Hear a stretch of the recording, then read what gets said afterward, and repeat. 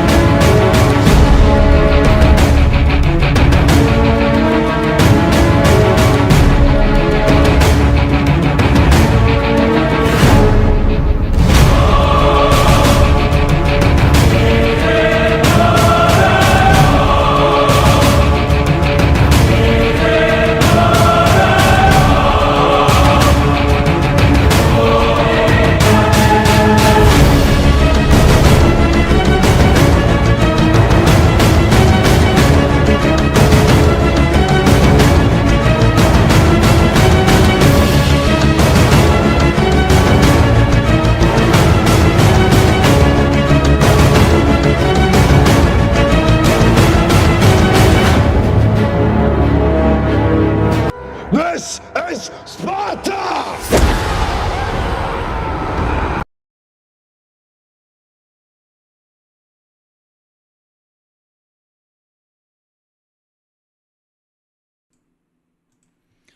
What is going on, everybody? We're back at it with another stream, another episode, another discussion. Tonight is something I actually took with granted. Mental health. I never took mental health very serious till about 3 or 4 years ago. Let me explain why. I grew up in a mentality to. Before I do that, actually, let me throw the most out there, as always. Make sure you hit like, share, and subscribe. And the link is in the description. If you'd like to join us with a conversation, please be free to join us. As always, the rules are simple. Keep your camera on. Keep your mic on. If you don't want to keep your camera on as you're on the stream, that's fine. I got to see who you are and make sure you're not trolling me. Simple as that. So, I was saying, I took it for grain of salt. The reason is, I explained very well. I grew up in a mentality as my father saying, man, don't cry. Be a man. Do this. As always, we have Mariana in the building. What is going on? As I was saying, I took that very a grain of salt, saying, hey, that is not important. Be a man. Go earn your paycheck. Do this. Do that. And that actually damaged me over time. Because I didn't realize being a man also means you have to have this working at all times. At all times. My hair is a mess. Let's get a little fluff here going on here. All right. I think we're good. So, be saying that is. It took me years and years to say, mental health. I remember people committing suicide, doing this to themselves, cutting himself, hurting himself. My response to that, and I do apologize if I offend anybody, back then was, you're a fucking pussy. You're a bitch for doing that. Grow the fucking up. Grow up here. I was very naive. Ignorant, if you want to say it. But as I got older and older and older, I had a little ear in my ear, little voice talking to me, telling me things. I don't tell you who that person is. and he's a friend of the channel, a friend of mine, a personal good friend of mine, one of my best friends actually, CQ. I owe him a lot because he's the one who's yapping my ear and telling me year after year after year after year, get some help. Go see a therapist. Do this, do that. And I never took it seriously. Never did. And I finally did take it seriously. And I'm glad I did. Because it took a while for me to take those right steps. Take the initiative to make the right move. To be the right person to find it. You might have to go through 2 therapists, 3 therapists, 5 therapists, even 10 therapists to find the right one. But everybody needs that help. Everybody needs to be okay up there. And I didn't take it seriously till like a few years ago. And I started seeing a therapist. And that really helped me more than anything. I sit in front of you as a better man for saying that, admitting it, being honest with myself. There's still a lot of men out there who say that mental health is not that serious. Those are the ones who need more help than anybody. Those are the ones who need to see a therapist and help. Because I guess I didn't tell them all the time, go get some help, do this, do that. But end of the day, it's really up to them to get the help. Nobody else can help them but them. That's the only person who can help them. And that's who needs the help the most. So let's break it down a little bit here. So one of the topics I have is mental health affects physical health. Absolutely. It affects everything. Because you are not motivated to do anything, you're depressed, you don't want to even go out of the house. Poor mental health can lead to physical insecurities such as heart disease, weakness, immunity systems, and fogness. Where we are mental strong, we tend to be more active, make healthier choices, and take better care of ourselves. And that's a full correct statement. If you're not ready to take care of yourself, you're not going to do any of that stuff. You're going to just play it out. It's impact relationships. Absolutely. It can impact family, friends, future relationships, previous relationships, new girlfriend, current girlfriend, marriage, whatever. Good mental health for steps strong, healthy relationships where we are mentally well, we communicate more often, handle conflicts better, and get more impact out of it. Mental wellness, meaning your surroundings, everything's going around today.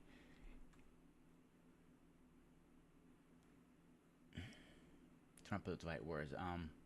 Allowing us to focus and create the platform for us to be better, the best you can be. Whatever at work or school, mental clearness affects leaderships, better choices, and outcomes. All that is facts. It's not a statement. There's facts. When your head's on right, for better terms, you make better choices. You make better decisions. You make everything better. It's not an if anymore. You will. Risks of choice. Mental health always help in managing stress and avoid burnout. Choosing stress can take a toll on your body and mind, leading to longer health issues in if left unchecked. And that is true too. If you don't make the right choices, this your stress level is so important to keep in check.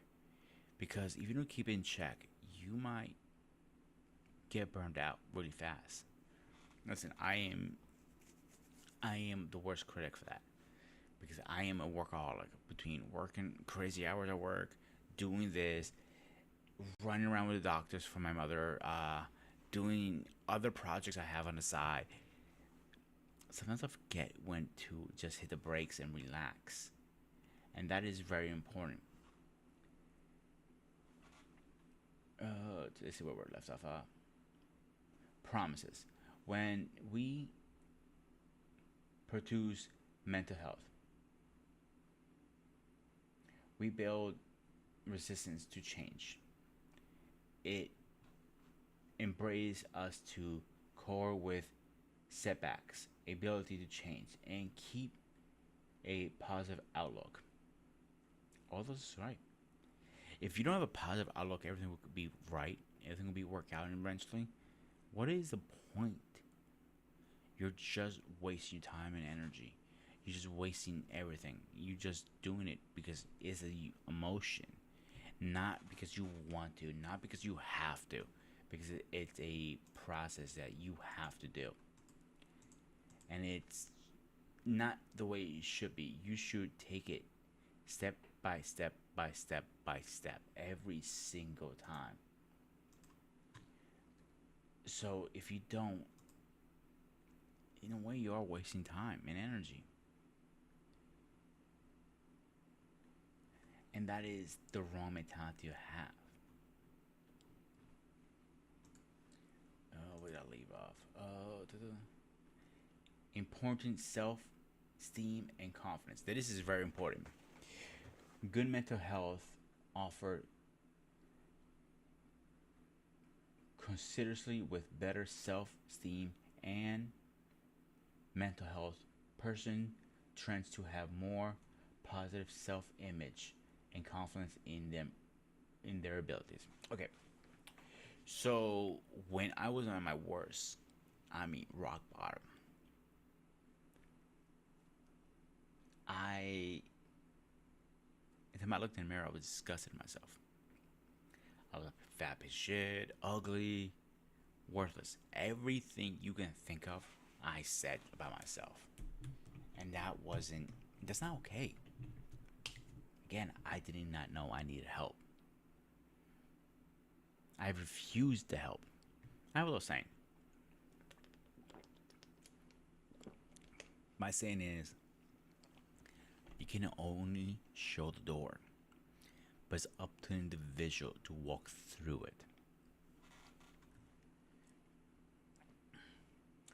Forces emotion balance. Mental health support, emotional regress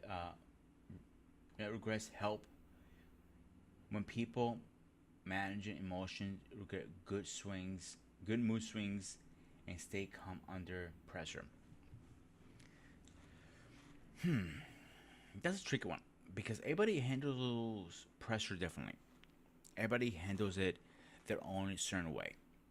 It's not the same as me and you and anybody else. Everybody handles it in their own way. So you gotta find a way it works for you individually. How does that break down for you? How would it work for you? How would that be better for you? Simple. There's no question about it. There's no how about it. Just do it. The way it works for you is always gonna be better. End of story. It's not rocket science. It's just simple. You gotta figure it out.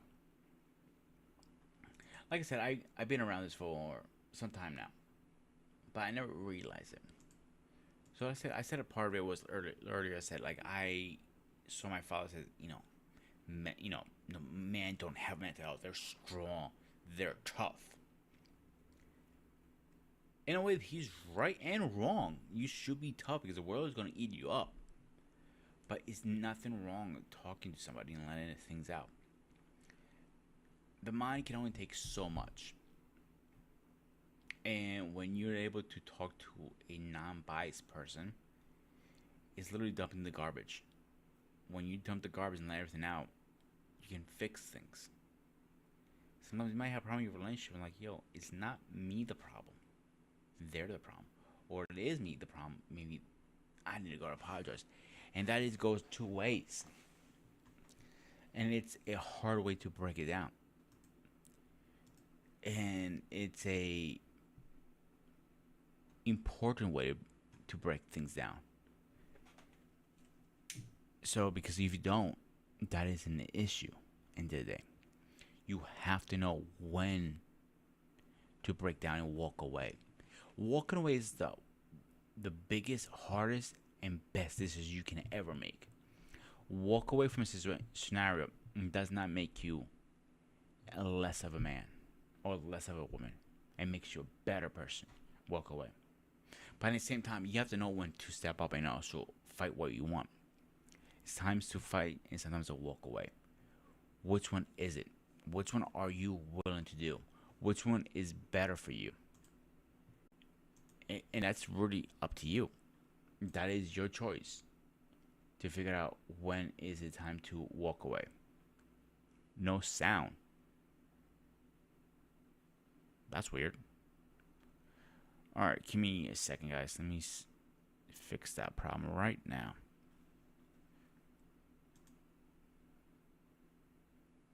That's all maxed out. Settings. Okay, let's see.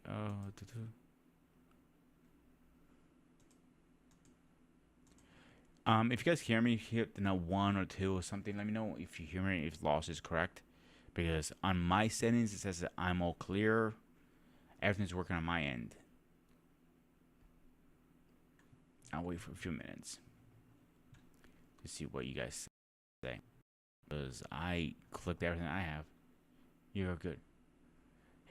Lost, let me ask you a question. You sure you had your volume up and it was not you?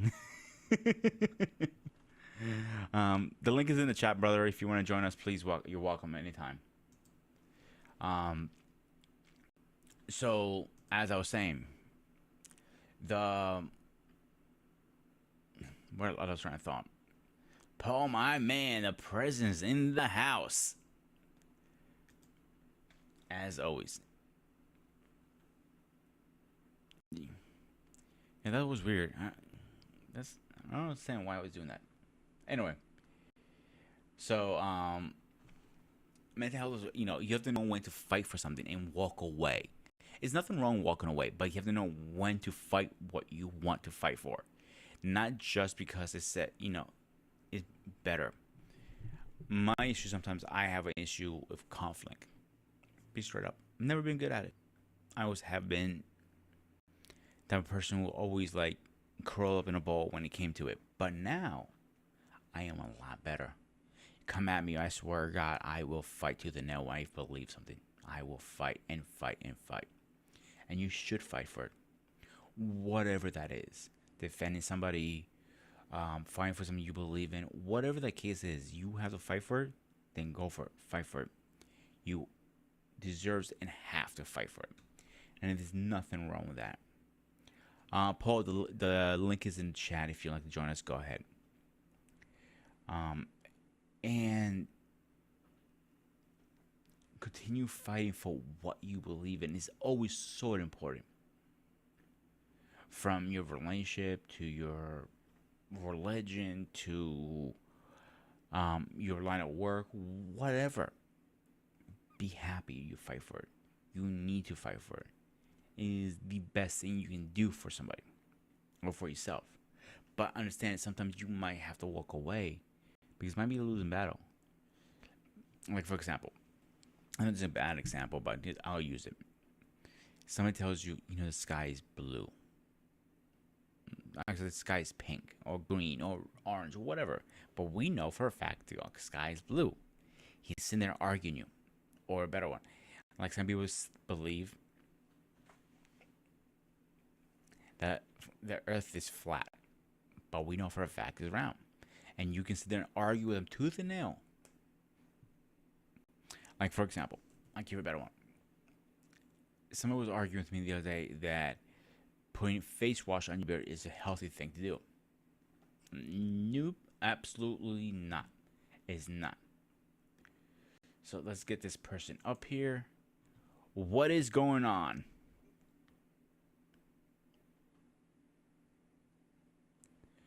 All right, Sean, you have no volume, my man. I can hear nothing.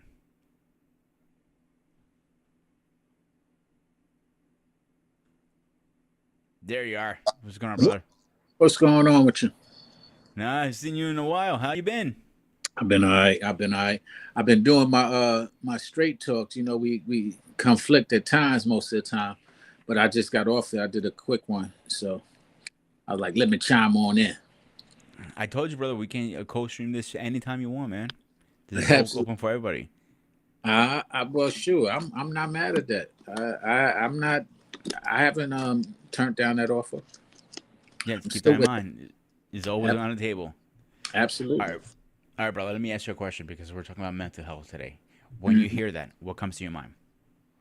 When I hear mental health, um, man, I hear depression.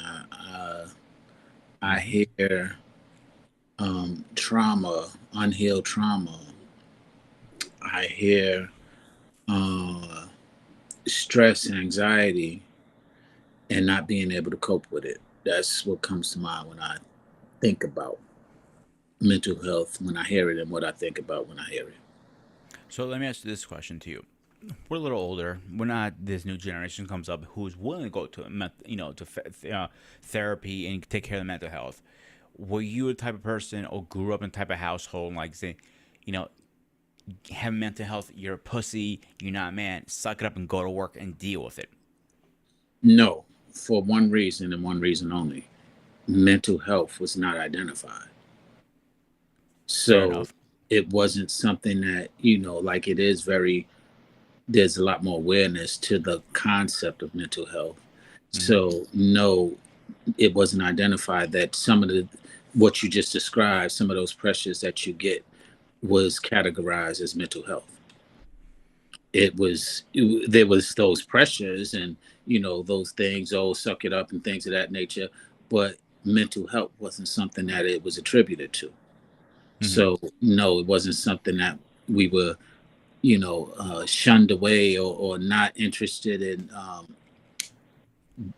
getting mental health. It wasn't that it wasn't either recognized or available. I agree 100%. Um, but also depends who you talk to too, because my father didn't believe even when I was told I had to get therapy back in school. I was forced to, and that's the worst thing when somebody forces you to take therapy. You have no choice. Excuse me, because I believe you have to be willing to get the help. Like I said, I can show you the door, but you have to walk through it. You know what I'm saying?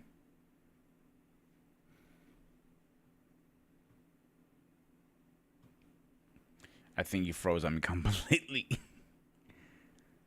Yeah, you froze completely. Yep, there he goes. Yeah, he's back on. I'm back. There you go. Did you catch what I said before or no? You said even when your father was told go get therapy. My father never told me to get therapy. The school actually forced me to go get it. He has to get some therapy.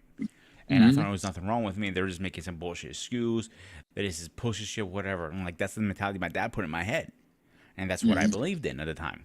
And now that Mm-hmm. I'm older, 3 years ago, I literally the first time I walked through a therapist willingly and asked, I need help. Please help me. Mm-hmm. That's the first time. It took years to my body to convince me. He was been, saying to me years, like, dude, you need to talk to somebody. Listen, I got training. He goes, I'm not gonna lie to you, but I'm not a professional therapist. I can't help you like somebody else would help you. So that's why I take this now that I have seen a therapist willingly. It's different. I take it a different grain of salt, if that makes sense. Does it? Mm-hmm. Yeah, that makes sense. Yeah, before, because I was forced, I was fighting it tooth and nail. I didn't want to do it. I didn't know they were full of shit. I didn't even think it was a real degree. I thought it was Hmm. something like I called it toilet paper back then. Now, Right. yeah, it's definitely a real thing. Not denying that one bit. Definitely after COVID, people came, come open and saying, "Yo, we need help." I think at some point, corporations are going to have to, and like how we have, HR. We're gonna have Hmm. HR and therapists in the building because people cannot handle the stress like they used to anymore. Well, all companies, you're right, but that would be a great scenario where all companies won't be able to afford it. But I will say this: a lot of companies are outsourcing and are making it available and making it part of their health insurance plans or part of the an incentive that the company will provide for their employees and an outlet Mm. that they have a in-house network that they'll provide the services at no cost to the employee, because that was one of the things with therapy that was um, plaguing, is that being affordable. A lot of people in my when I grew up wouldn't and couldn't afford therapy, and it wasn't something that was insured. It wasn't something that insurance would cover. So even if you needed a therapist, people would not even go down that avenue, similar to needing health care. Some people wouldn't go to the doctor because they just couldn't afford it. So it was a big difference between not really wanting it, not understanding it, and not being able to afford it to even get the understanding. And that is a good thing too because it's a really good point because getting help back then it wasn't as available like it is now. That's the other thing people don't understand that. And Hmm. like to get help, plan. Like I know in the healthcare, at least part of it, their insurance only pays for so many hours, Right. and then is you get a discount or you reduce fee something to continue your therapy if you want. You only Right. allow I think 40 hours a year or something like that. It's not a lot, but that's better than nothing. There used to be nothing at one point, if you remember. Well, absolutely. And the other part of that is that in those 40 hours, you can determine the value, especially if it's something that's new. Absolutely. You And it's know, something. It's the first time you go in something, and you don't know what you're walking into. And right. also, like I said earlier, and if you heard my statement, sometimes you have to go through 3, 4, 5, 10, even 20 therapists to find the right one for you. That I can agree with, even though that's kind of where I push back to therapy at times. Is it's not about getting a therapist or going to getting therapy. It's about finding someone who you can trust and allowing them to give some options that they might have learned through their schooling and through their uh, education that can help you. But the key to that is being able to find somebody you can trust, because therapy is only as good as you're willing to open up to. And that is very important too because we don't realize that sometimes is if you're not you find a good therapist, you're just wasting your time. To be honest with you, that's the best way I can put it. You're really Mm. wasting time. You don't find a good person to talk to. Because Absolutely. I call your brain's like a dump truck. It can only take so much, so much, so much. And then eventually you gotta dump that shit out. And when you dump that out, you'll feel so much better. Well, I agree. And like I said, also, if you had somebody who had some type of understanding or insight, they can they might not be a therapist, but what they can help you with can be therapeutic because you're trusting in them. And that's really why I emphasize the trust, because the methods are abundant, especially now. There are a lot of different methods that are available that are uh, available that people know about, but when offered, they don't trust the source of who's lending it or who's offering it to them, and so they don't embrace it. And that's the key. You have to be able to embrace what's being offered to you from wherever your therapeutic advice is coming from. And whether it's good or bad can be determined after that. But the point is, in order to even get any type of advice,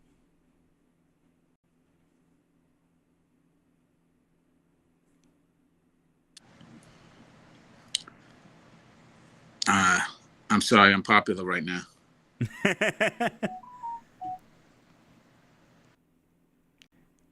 You good now, or you need to step out for a minute? I take that. Oh, there he is. He's back. I'm sorry, I'm popular right now. They're Yeah, I trying heard to that call. part. Okay. So yeah, so in order to get any type of therapeutic help, it starts with the core of it starts with trust. That's often, like you said earlier, you thought it was when they was trying to give you help when you were younger, you thought it was some bullshit. You didn't trust them. Oh, And absolutely. that's why it never could work. It wasn't the fact that they didn't have the same opportunity, availability, or insight. It's just that you didn't trust them enough to even allow the process to be helpful to you. So as you got older and you matured, and somebody else who you entrusted gave advised you that maybe you should do it, you approached it differently, and it was helpful to you because you approached it differently, because you approached it from a sense of somebody who a trusted source, and you was able to embrace what it is that they were extending or introducing you to. And that the key word is trust. How do you trust a stranger? Opening your brain up and actually trying to have you fixed. I remember when I was going through my therapy session, is first I was doing like I don't know about this. Then I was opening up. Then I was like going straight down. I went back up and I went straight down. And they warned me that's gonna happen. I'll be a point. My mind is gonna be lost, and I was completely lost at one point. Like I didn't know what was left or right or whatever it was. Like I was crying over the stupidest shit, and I didn't know why.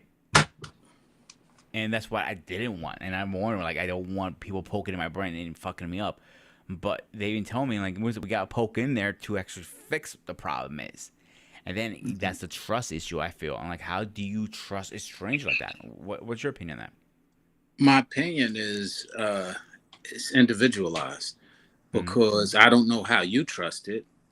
And how I trust is I give trust until you give me a reason not to. If it's sensible and logical, I can trust that. Now, Mm-hmm.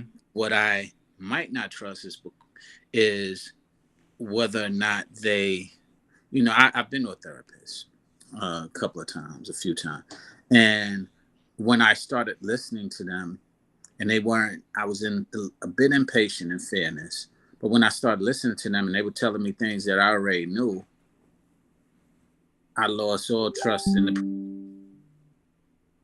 I was like, man, tell me something I don't know. I'm spending all this money, or I'm spending this time and money, and you're telling me the things that I already recognize,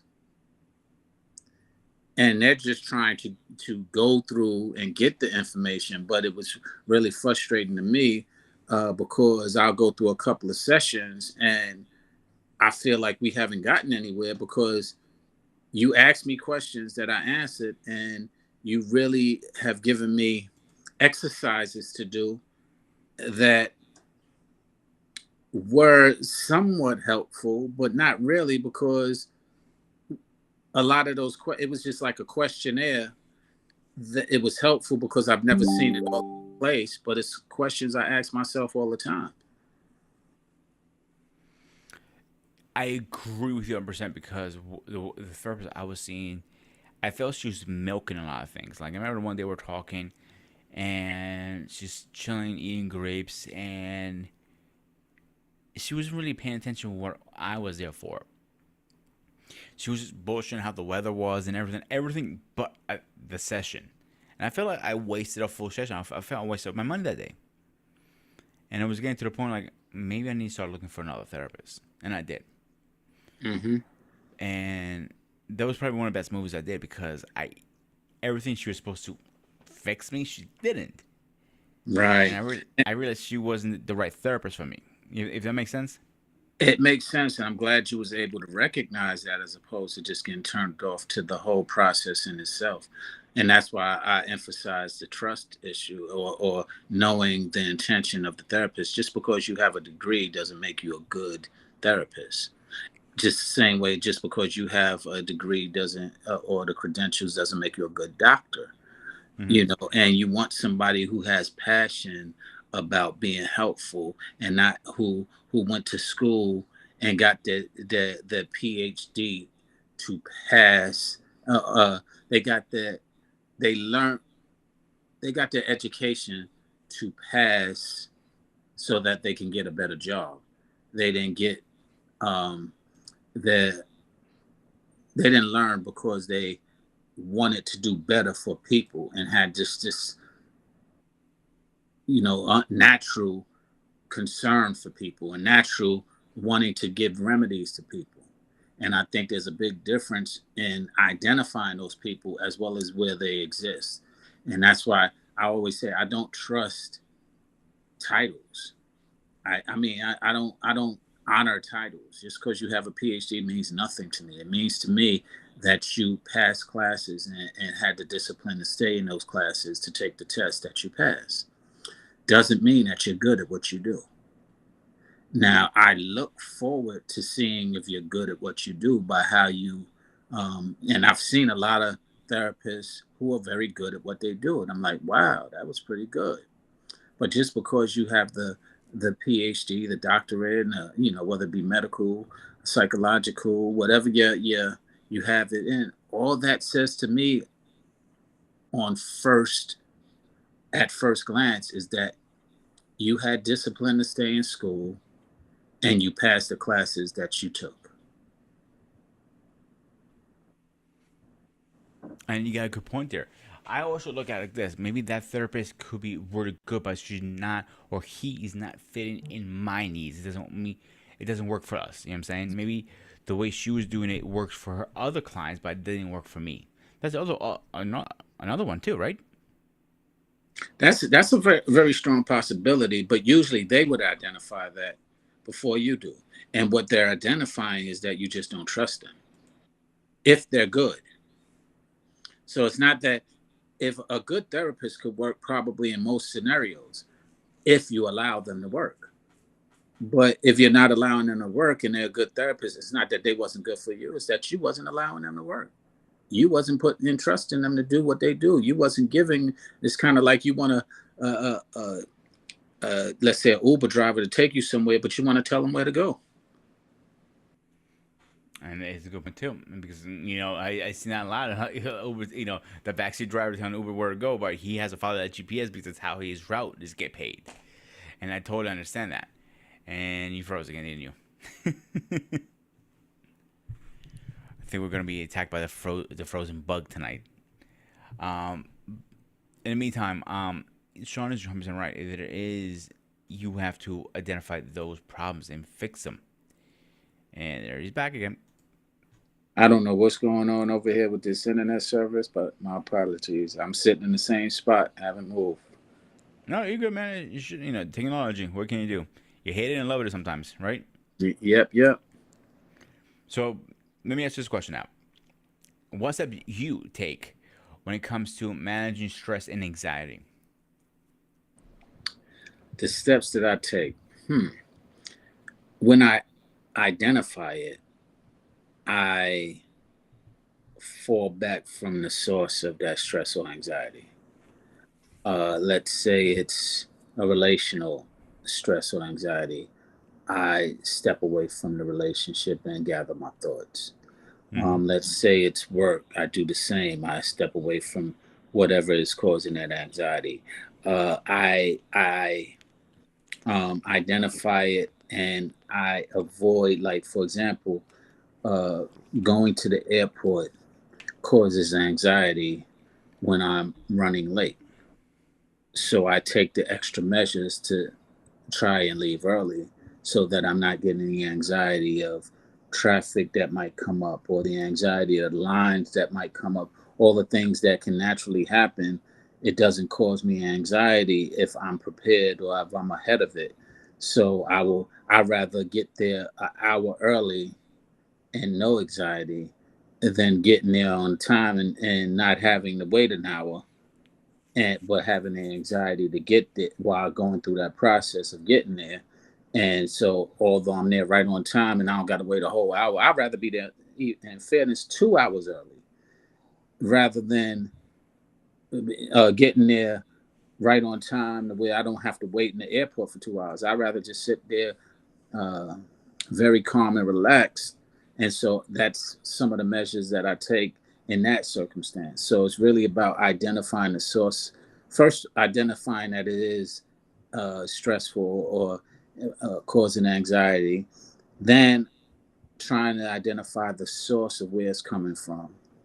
And then doing things to eliminate that or to remove myself from that are the methods that I use at this point in my life. I think a lot of people don't recognize what stresses them out or give them the anxiety. They just keep going with the everyday motion that is the same outcome over and over, like Groundhog Day. They keep going to work, doing this, doing that, but they don't realize that that's causing some kind of mental issues with them. So maybe change your routine out, or go in early, or prep yourself, or whatever you need to do to fix that. You need to figure that out. But people keep doing the same thing day in, day out, day in, day out, and they don't fix the problem. That gives you kudos to you and myself, who can realize, oh, this stresses me out. Like running late stresses me the shit out of me too. Like you do. So I like being early, even 10, 15, 20, 30 minutes early. So I have some breathing room, because if it's in traffic, an accident, or whatever, you don't know what can happen.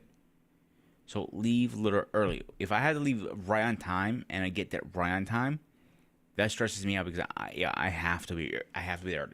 Simple as that. No way around Yeah. it. You know what I'm saying? And the other thing to add on to that is identifying, that's the low hanging fruit of what stresses us and being able to identify it. Often, like you said earlier, the key is that we don't recognize what is stressing us. We don't, and a better word for it, which is sometimes what triggers us. And I say that because now the word has become so popular and overused that the word trigger is triggering to us. And so come in. And so that in itself is what we have to recognize, but often we don't, because we get so triggered, we get so emotionally involved once we are triggered, that we are absent from the reality of where it comes from, why it took place, or why it's even happening. And we wind up continuing uh, to allow that cycle to proceed, and that cycle continues, as I would say. And that is very important to realize, that's the cycle. If we don't realize the cycle, what can we do about it? Nothing. And Right. we have to recognize it. Like, I know one big stress thing that most people suffer, I don't care who you are, is money issues. And that gets a lot of people anxiety and anxiousness and everything. What do you say about that? Absolutely.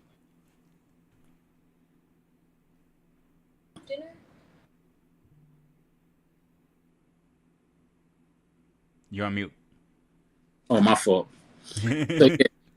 So no, what I was saying is that, yeah, you're absolutely right, and identifying those things is really critical, and I think is what's most challenging when it comes to these subjects and when it comes to these scenarios. The reason why I now am more familiar with it is because I've been intentionally learning more about it through these panels, through my study, and I'm more interested in the psychological mindset of people, including myself. So now I'm looking for it. So it's easier to identify. I'm looking for what is triggering people. I'm looking for when I see signs of people who are acting uh, who are stressed out, or acting under pressure with anxiety, and I'm seeing the different, or observing the different characteristics of it, and so I can easier not only point it out in others, which is the easiest for me because that's what I'm looking at, but I can also reflect and self-reflect with myself and figure out, wow, this is what is going on with me, and I'm able to not just not also only I'm sorry not only identify it, but also have some methods, because I've been practicing and learning more about it, of how to eliminate it, or how to deflect it, or how to remove it. So, do you think with your studies that you understand a lot more than you used to before?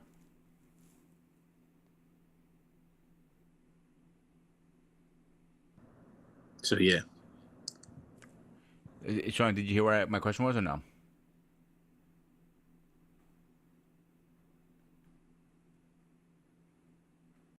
No, he dropped again. So let's give it a second. He might be back. Hopefully he is. Because I actually.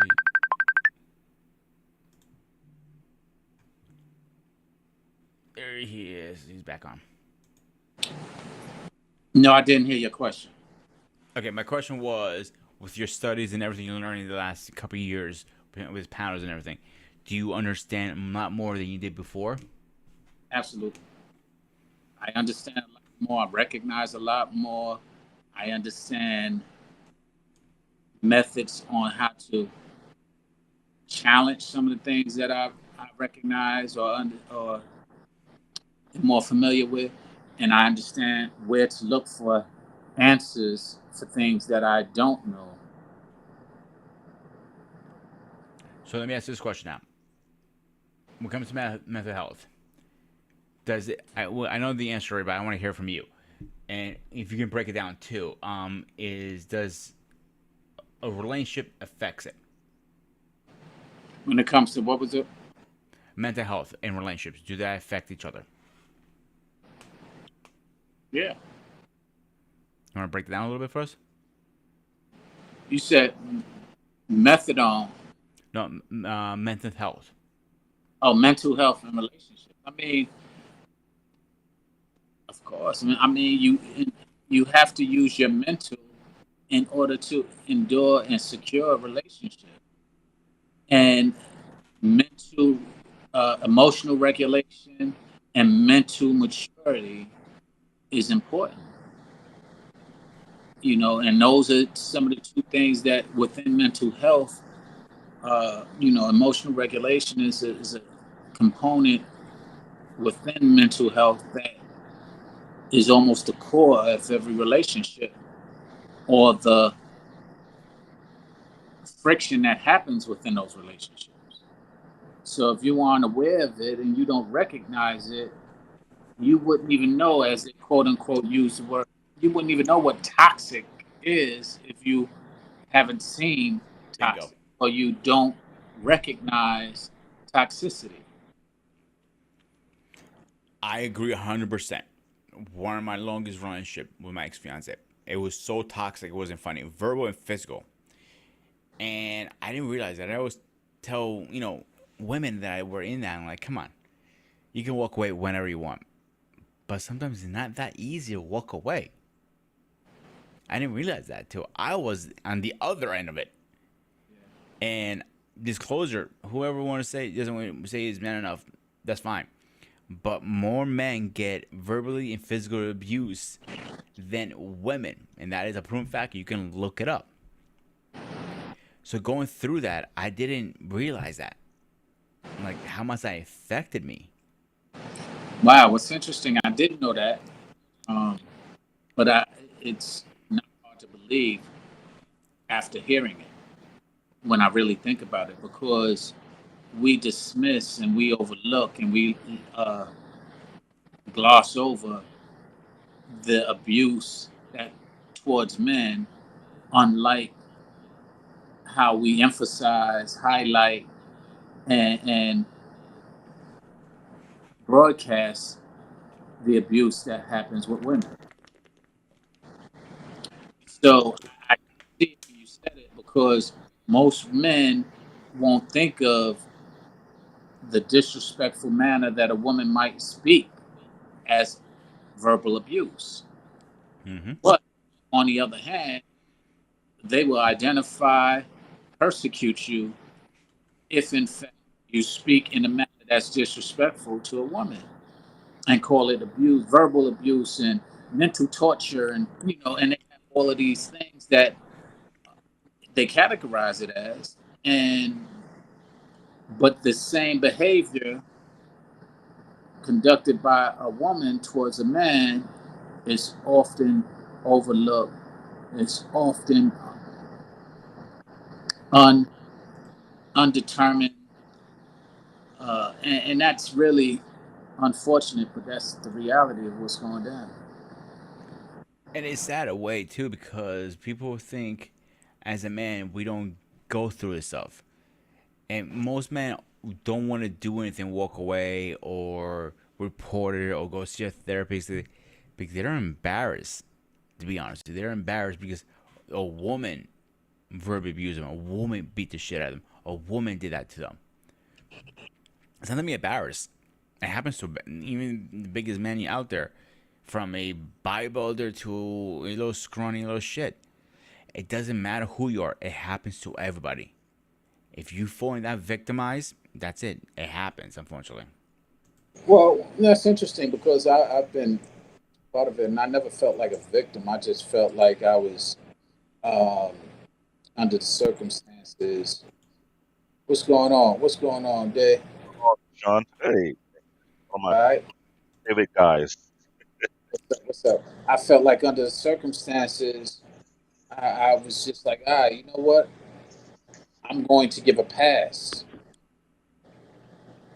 because who it might have been or what the circumstances might, and it wasn't.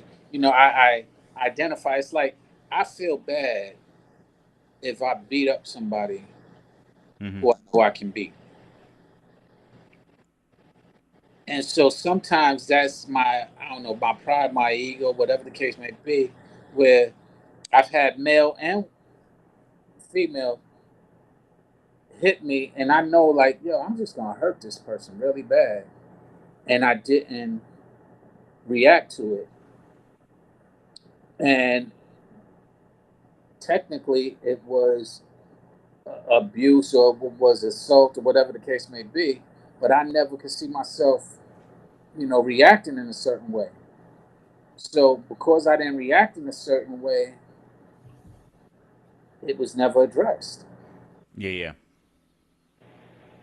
And so I never felt like and I didn't feel like they did anything because I knew, yo, I would feel bad. And like I said, I had it happen with male and female. Like Lil Cat, I'm like, yo, really? I might grab them. I might do something, to make sure they understood, yo, what are you doing? But I didn't just pound on them and beat them, because I knew in the back of my mind that it didn't really affect me, your outburst, but I knew that if I really go and have an outburst like you did and I don't control it, you're going to be damaged. So, Hmm. So I'll give you a little heads up. You're coming in and out with your mic, so I don't know if you can fix on your end. So, David, what's going on? How you doing? When I saw the topic, I was like, oh Lord, this topic. Yeah, Go ahead. The floor is yours, brother. yeah. Mental health, how important it really is. As a father, grandfather at my age of 45. And great great grandfather. Don't forget that part too. Don't jinx me, please. As an African man, mental health is highly critical. And we know I'm saying that because now they're taking it serious, but back then they wasn't. Was Mm-hmm. never a thing concerning mental health. You had to be a man who can just roll with the punches. You're not allowed to be weak. You're not allowed to cry. You're not allowed to complain. No matter what you go through in life, you gotta keep on pushing regardless. That is something that was ingrained upon me living 7 years in Nigeria. It was more like a rewriting that I went through. So when I came back, there was no room for excuses. None. Because I hear those who came, from Nigeria came over here who had it worse than I did, where their family was back in Africa and they gotta find somewhere to live out here or they'll clash with somebody and not may not be the best of option, but to make the best of it. And you gotta pull through no matter what you go through, no matter what type of life pain you go through in life. It's like it's no time for excuse. You gotta keep pushing.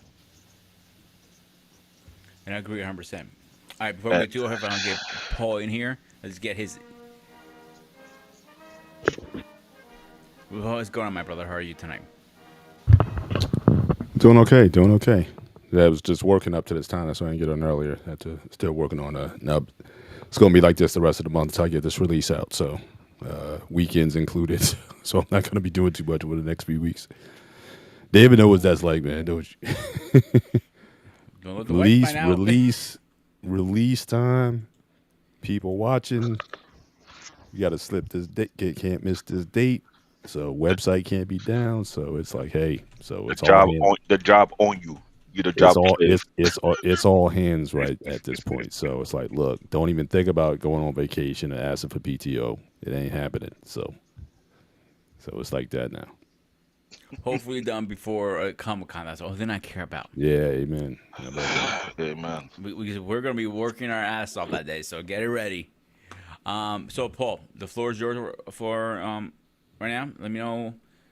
You can say whatever you want. On what Mental specific health, aspect? I know you talk about mental health, but what specific aspect? whatever's on your mind right now. However you want to open it.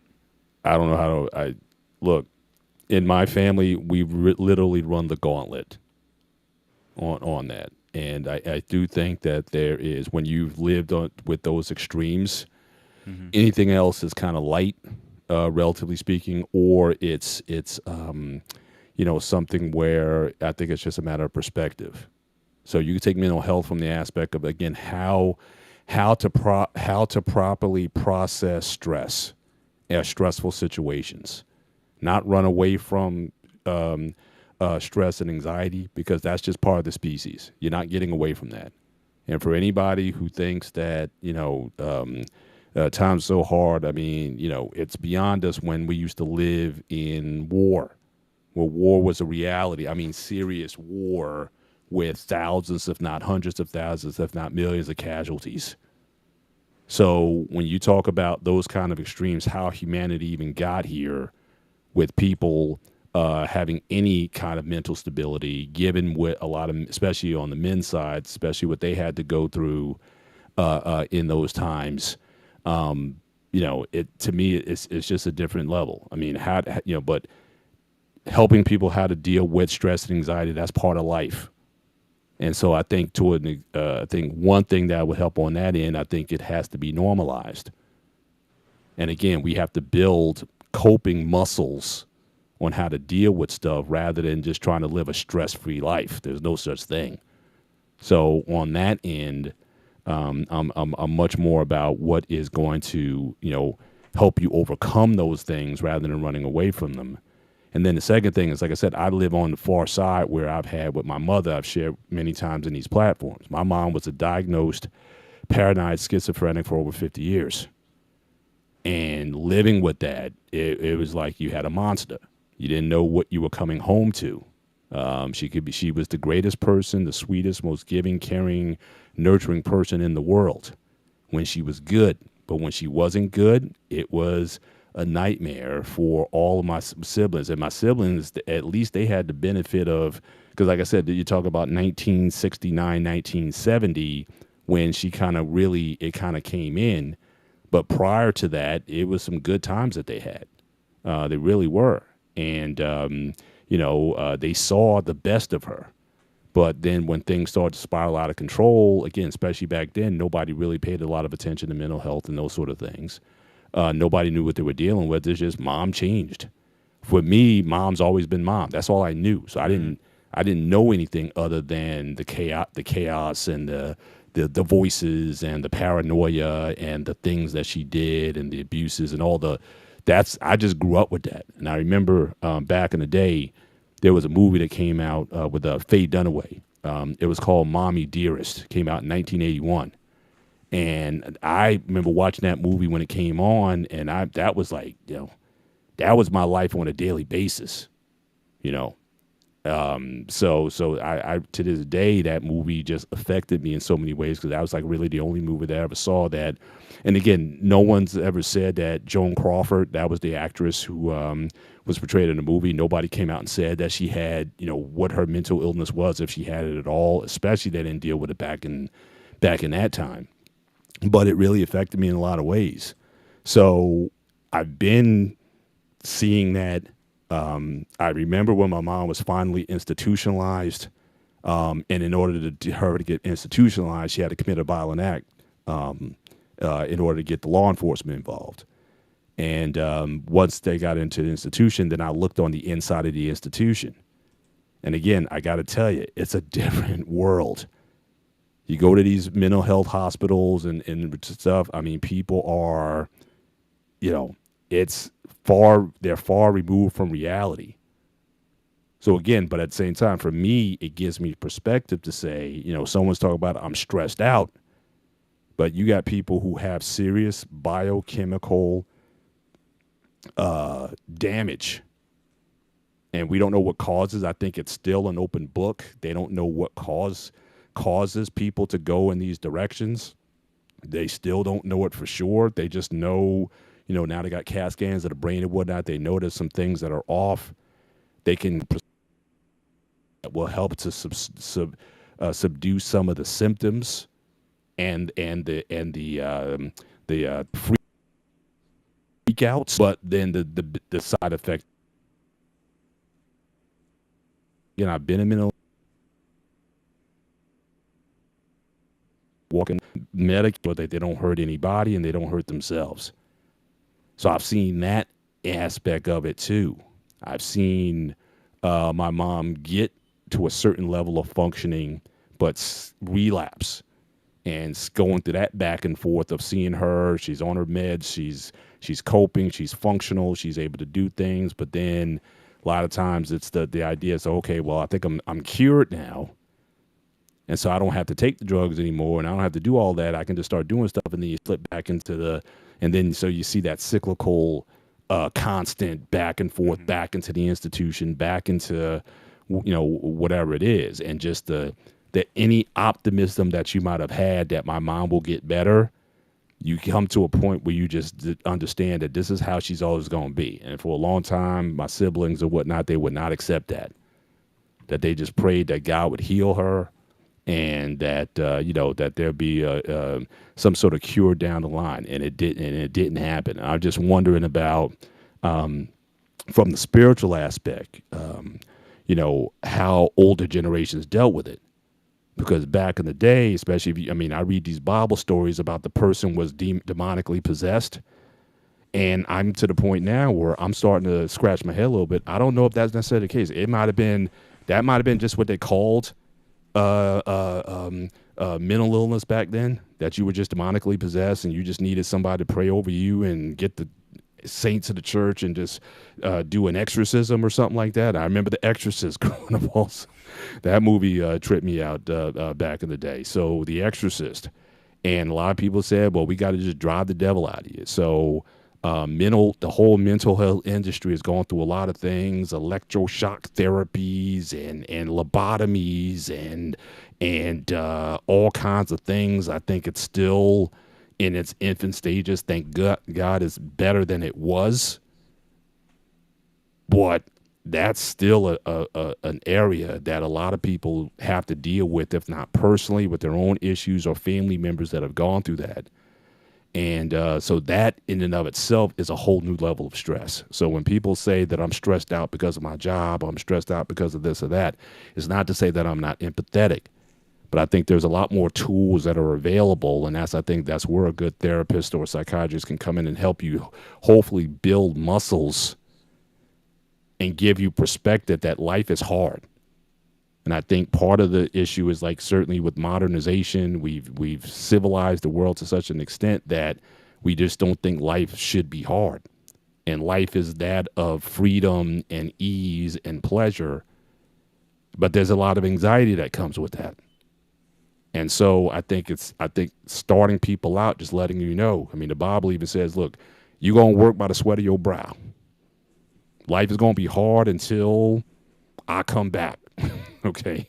If you want to go in that direction, from a spiritual, from a Christian perspective, that goes with the territory. So again, rather than running away from it, expect it, but again, build those mental muscles in terms of how to deal, how to function.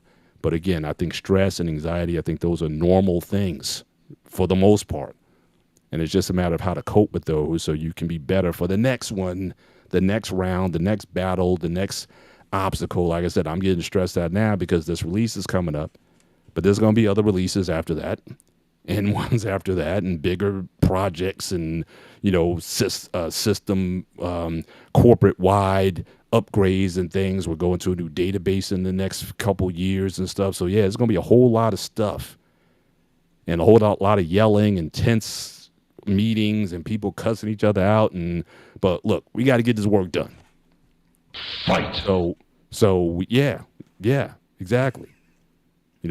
So again, so the if you, I'm trying to deal with your question generally, but I'm just saying the spectrum on this thing is such where you got people who have no control at all over what happened to them, why the chemicals got off, or whatever happened in the brain, a combination of environmental stress, diet, whatever it was that causes people, normally functioning people, and people be like, I lost my mom, or I lost my dad, or my best friend, or my husband, my wife, that this person I used to know, I don't even know this person anymore. It's like a totally different person. Or when people start to lose their mental capacity as you get older. So you got Alzheimer's and, all those other types of things that people deal with. People have autism, people have Asperger's, and all these things that people live with, to the point to say, if anything, like, I wouldn't want that on anybody. Like, look, I would rather be physically disabled than mentally disabled. So yeah, man. So like I said, it really depends on where you want to take it, what aspect you want to go with it from. But I've been with people who've had their mom just lose. In fact, again, a lot of my aunts on my mother's side dealt with it in one way. But again, back then nobody knew or even thought or would even be too prideful to say, hey, you may need some help. No one dared go to a doctor, especially in the black community. No, that was just your crazy uncle or whatever, and nobody was going to say anything. That's just who he is. Just kind of give him a wide berth and let him be. But I got Vietnam screwed up. So it's big, man. It is so again, I don't know if I said anything, but I'm just telling you that on every level, I've had to deal with it, if not personally. Fortunately, I haven't had to deal with a lot of personal stress, which was something that was very stressful growing up. Because, one thing that me and my siblings would say at one time, are we going to wind up crazy like my mom one day? We would just say that. Is it hereditary? We didn't know. But people who deal with that, I really empathize when you have someone who you love and again, you just don't, that person's gone.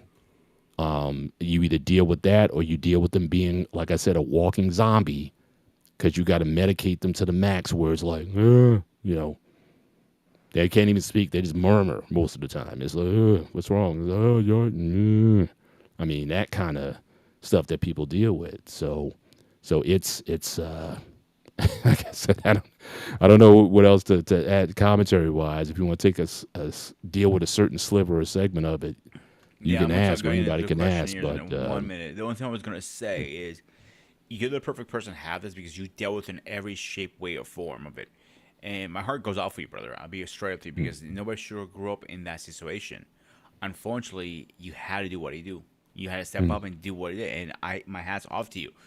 Even dealing with my mother sometimes, she can be a pain in my ass and stresses the hell out of me because, you met my mother, bro. You know how hard headed she is. Let's be honest here. She's not the easiest person to deal with sometimes, but at least she's here. You know what I'm saying? So let's. Here's the first question I was asking Sean. I mean, left whatever. Like, in mental health, how does it affect a relationship? Oh, it can destroy it. I mean, like for the longest time, for decades, in order to deal with my mom, I literally had to turn my emotions off. Like Mm-hmm. I had to be like, it was just business. Like certainly I say starting about 2016, 2017, I became my mom's primary caretaker. I got four older siblings, but none of them either had the ability, nor the capacity, nor the patience to deal with her. So it became a matter of just, deduction that I was going to be the guy for her and my dad. My dad had his own health challenges and whatnot, but not nearly the mental stuff that she did.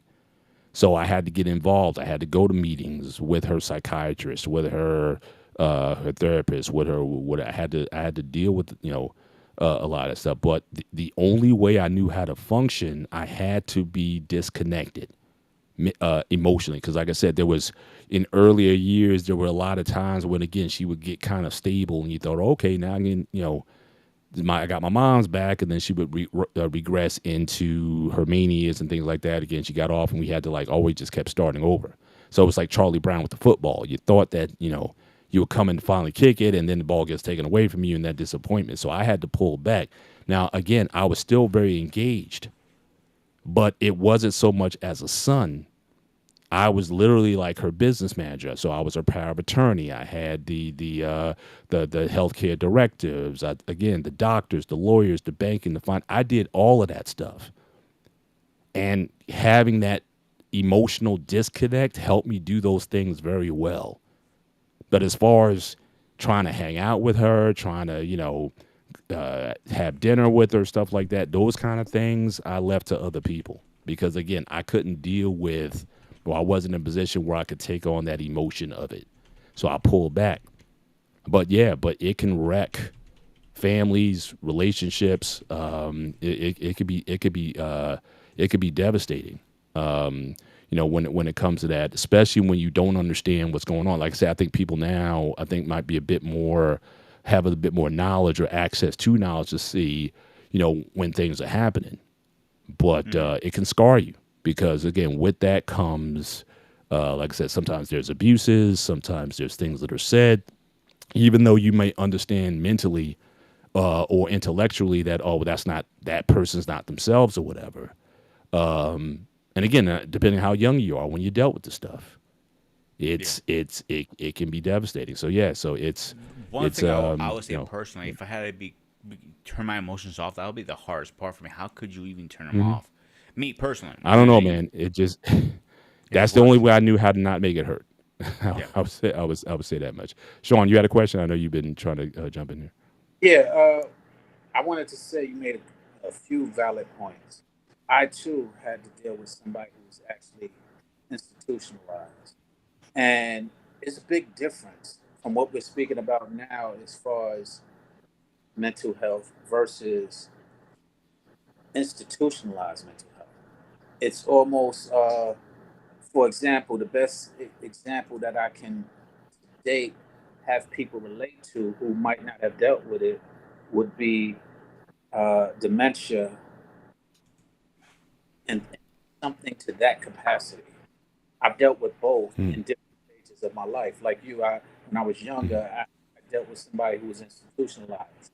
Big difference, mm, huge difference than being stressed out, anxiety, and things that we were speaking about earlier. And I forgot until you brought that to the attention how different it actually is, and why sometimes I might be desensitized to stress and anxiety that people are, you know, dealing with or not dealing with well. Because, mm, for example, my mother has a tendency to say, "Yeah, I'm the crazy lady. I'm the crazy grandma," and I always was telling her, "Mom, stop saying you crazy. You ain't crazy." And I didn't realize until years after I said one of my ex's mothers was actually is who I dealt with it with and living with her. And so mm, I actually been to a mental institution on a number of occasions. mm, I actually saw authorities have to come in and take out a person in a straitjacket and things of that mm, nature. And So when you're saying you're crazy, I know that you're not meaning in any way, but I guess I'm reacting to it because I'm like, yo, no, you're not, and it triggers me at times because, and I didn't realize it was triggering me, but I will always bring it to attention, like, why don't you stop saying that? And then when my ex that I'm speaking of had passed away, we started speaking about it. I was like, wow, I forgot that I actually went through that. Mhm. Because I was separated from it because she had passed, and we had broken up. But in hindsight, reflecting on it, I realized that I didn't know it might have traumatized me, or it might have put me in the mindset of being very sensitive to my mother using the word crazy.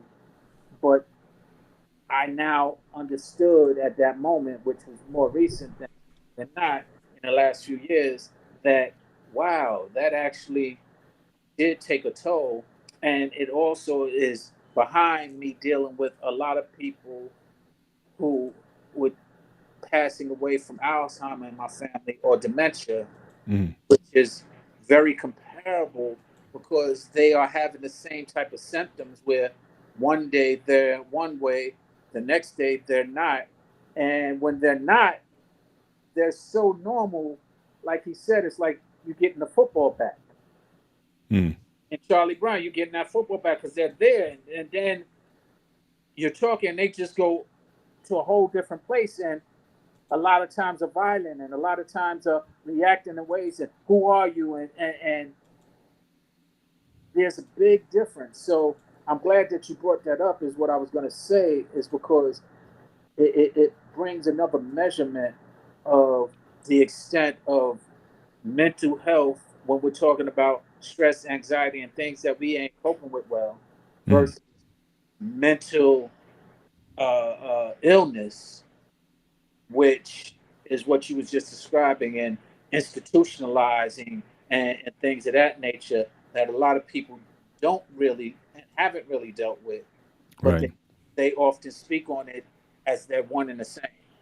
Yeah, yeah. And again, we still don't know kind of to what degree these things are connected. In terms of the stress and anxieties and whatnot, could those be triggers, or is it a variety of things, environmental and all those things that leads to a person becoming, to your point, mentally ill? You know what I mean? Where it's like almost like irreversible. Like once those chemicals, I mean, that's like still the biggest. We talk about trying to go to outer space or undersea. Still the biggest journey still is the mind. We only know, like, I don't know, 10% of what's going on up in here, how it works. We know the general outline, but we don't know all those processes in terms of what makes this tick uh, the way it does. So yeah, and again, so I don't want to be insensitive to those who are dealing with, again, stress, anxiety, and coping and things like that. But again, it's just like I said, it gives you a different perspective when you've dealt with all of it. To the max, where literally people lose their mind, when people get suicidal, when people, and the other irony of all of this, and this just to bring it full circle, my daughter is looking to go to medical school for psychiatry. She's worked the last 4 years in psych wards. She's now in her third psych ward in preparation to be a psychiatrist. So she Oh, deals with wow. this stuff on the front line. On almost a daily basis, someone's either cussing her out or threatening her life. She's been called the N word so many times. She's just desensitized to it. So she just has a personality where that stuff doesn't. She doesn't internalize that stuff. But Mm, she's dealt with, I mean, people that you've got to. And I know they don't typically these days. They don't use like straight jackets and stuff like that anymore. They try to use other methods now. But she's been in the pit, seeing this stuff firsthand, how people have been affected by this stuff, young and old. And so it's just ironic that just with my family dealing with this stuff now, she's going on this path to be a psychiatrist herself, and I pray that she could be a who can help usher in some breakthroughs where we can have a better understanding, because I think it's really in the past maybe 15, 20 years where I think people started to get a little bit more understanding, especially on the biochemical, when people started to be able to take CAT scans of the brain and really start seeing what's going on up in there, like you got certain illness and you know, so it's like the undiscovered country. It's a new field in a lot of respects, just trying to get breakthroughs for, and I just hope that work can be done on that in the next few years. But yeah, but absolutely, it's you know, Mm-hmm. it's a very different environment. Yeah. David, you're up. I waited to piggyback because what Paul mentioned about stress and the pressure of life, it's not just similar among the black community, but it's similar among the African community, but it's much, much deeper than that. But when you mentioned something about what you saw in the scripture, which I get that point that have been argued for many years, if it's demonic oppression or it's mental illness, there's a thin line where you can consider something to be mental illness, and the other side of it when you can actually consider to be demonic oppression. Hmm. Living in Nigeria, show me both sides. If I say the only person who understand what I'm talking about is Manuel, because he Hmm. saw that crazy side, and sometimes you cannot explain it. But I get what you're coming from because that same ideology it played the African community for decades, almost century, whereby it's not dealing with stress and the pressure of life anymore. You deal with a mountain full of pressure. The term legacy, the term do not bring shame onto the last name. It's a very huge deal among the African community as well as the Middle Eastern and the Asian community because we take those things a little too further than most black folk does. What I'm saying this, imagine you the first child of the family. There have been a culture thing among the Yoruba tribe whereby the first child either be a boy or a girl. You're not allowed to make mistakes. You'll be the future head of the house, or you'll be the future head of the clan. You got to be somewhat perfect. You can't be failing in school. You got to be excellent.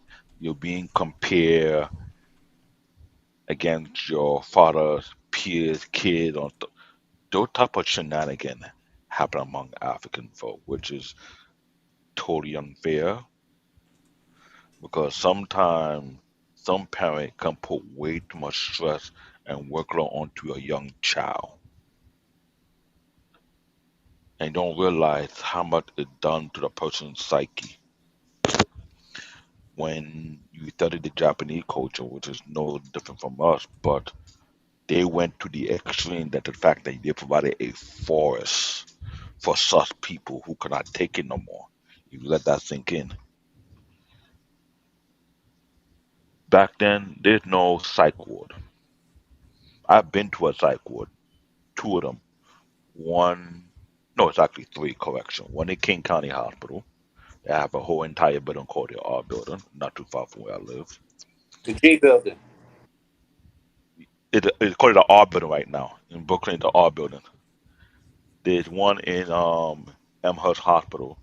It's not that huge. The one in Bellevue struck a chord to me because they had two of them. They got a psych ward for the adult, and they got a psych ward for the kids. I've been to both of them when I was doing the huge migration. When I saw the psych ward for the kid, and the first thing that came to my mind, I thought there was never no such thing, but which there is. And what I saw, I tried not to break down because when it come to me and children, it struck a chord heavily. I'm a father, I'm a grandfather, so you can understand. I'm like the Been greedy grandfather papa. too. I'm a greedy papa bear. Yeah, but I'm more of a bigger deal because anyone who grew up around me will tell you I'm very protective about kids. You know, you're not my kid. I'm very protective. But when I see young children in the psych ward, it does something to me whereby I cannot almost function properly because I never want to see a child go through that. So when I saw that and I saw how these kids are, and I after how long they'd had this. children. They had it for years. I was like, man, what will make a child lose their mind? That's the first thing come to my mind. Children will be children will be free from stress and anxiety, right? That's what we would tell I, ourselves. No, tell me if I'm wrong, Mr. Bennett. Tell me.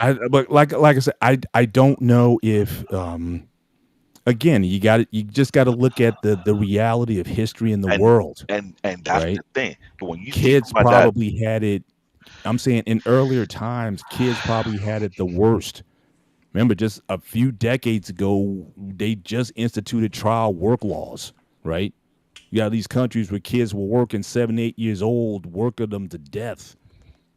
You know what I'm saying? So again, the notion that a kid's life should be stress free, I'm starting to revisit that a little bit. Like I said, I'm not saying you should put undue, but the idea is again, shouldn't we be teaching people how to deal with mhm, life, how to build up, how to trains, just like back in the day, you had a rite of passage for kids. I mean, again, in the Hebrew faith, I mean, the bar mitzvah meant something.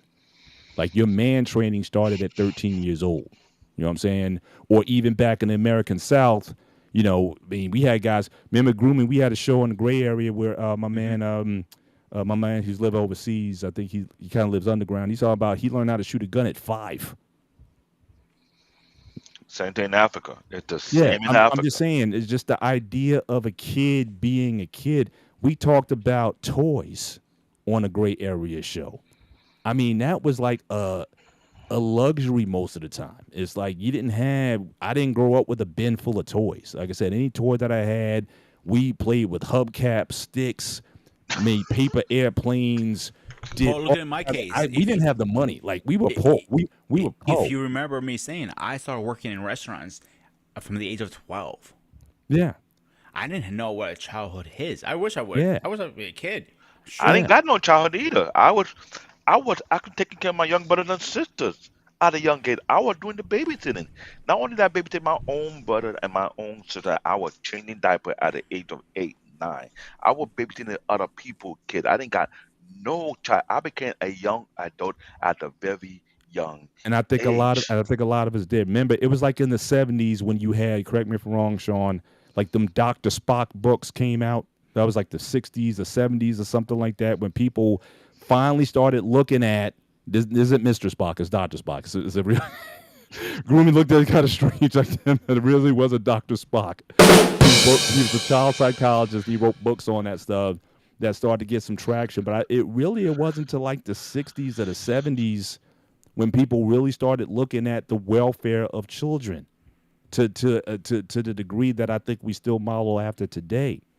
And again, I'm not saying that again a kid's life should be overly stressful. I think it should be exploratory and learn. I think that's the one thing like I said earlier on in the gray area show. While we didn't have toys or whatever, we had to use our imaginations to build stuff and fashion stuff or whatever, rather than just having a bunch of stuff just thrown at us. But the just the idea of raising kids with comfort, or to what degree do we raise kids to say that your life is stress free, but then when they got to deal with the stuff, then they can't cope and they can't deal or And whatever. So I and think that we're in this. To me, we're kind of in this new age where we're just trying to figure this stuff out. and I'm that not and that's saying what. where I stand because when I saw that kid psych ward, it did something to me that got me thinking like, what happened? Where did we drop the ball at? Where did we go wrong as a society? Because I look at today's generation whereby these kids are more fortunate than we were when we were younger, but they have got to a level of entitlement that is off the Richter scale. God forbid you take the PS4 or PS3 or you take their phone away. They feel like they had to kill you for it. Like, what create that type of environment? You get what I'm saying? Because I grew up whereby not only I didn't have no childhood, somehow my sibling got some kind of childhood intact, where mine was long gone. I was there with But I'm responsibility simply and asking the question. I'm simply asking the question. when we talk about I did not have a childhood? What does that even mean? Especially when you look at the arc of human history, what is a childhood? No, that That that is And a is very good if it's question. that's different from the that way gonna we're be describing it that gonna be now, another like that I would be said, another I show. just don't know. That I'm would be saying another most show. of childhood is simply preparation for adulthood or preparation for war because you're going to die because we're going to send you out there 17, 18 years old. You're going to pick up a gun.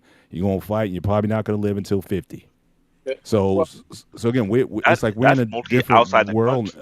reality now. I think that's to That's no. I answer, mean, mostly even here, outside the it was. country. But go back 80 years ago. It was like the same thing here. I mean, it Yeah, wasn't. You know, yeah, you're right. You at that degree at that time frame it was, but now it's like these people are oblivious to what goes on the outside.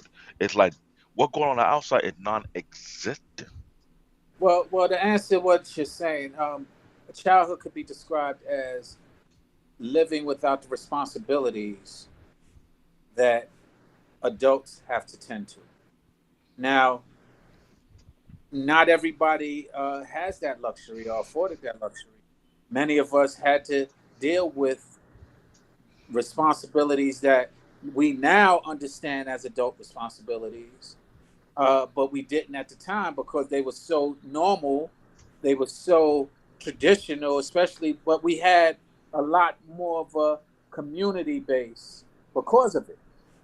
We had a lot more of communion and humanity because of it. And now, because we looked at it as such a struggle on ourselves, like we're speaking about right now, we wanted to afford our children and the next generation not to, more opportunity to not have those responsibilities that we as adults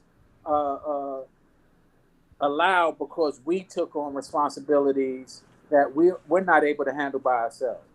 So we didn't want to put the burden on some of these children.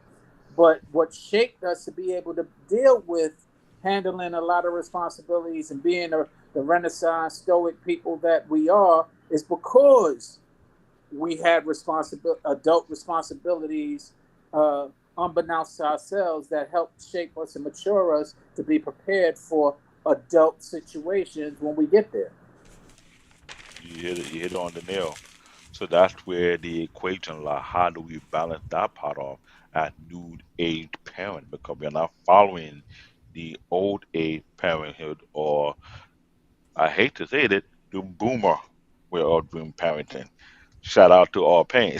I know you'll come for my throat after this one, but that you got to look at it that way because I had to figure out that balance on my own too. Because one, I don't want to be responsible raising kids who are not only too entitled but not self-sufficient and are resourceful at making the right decision at the right time.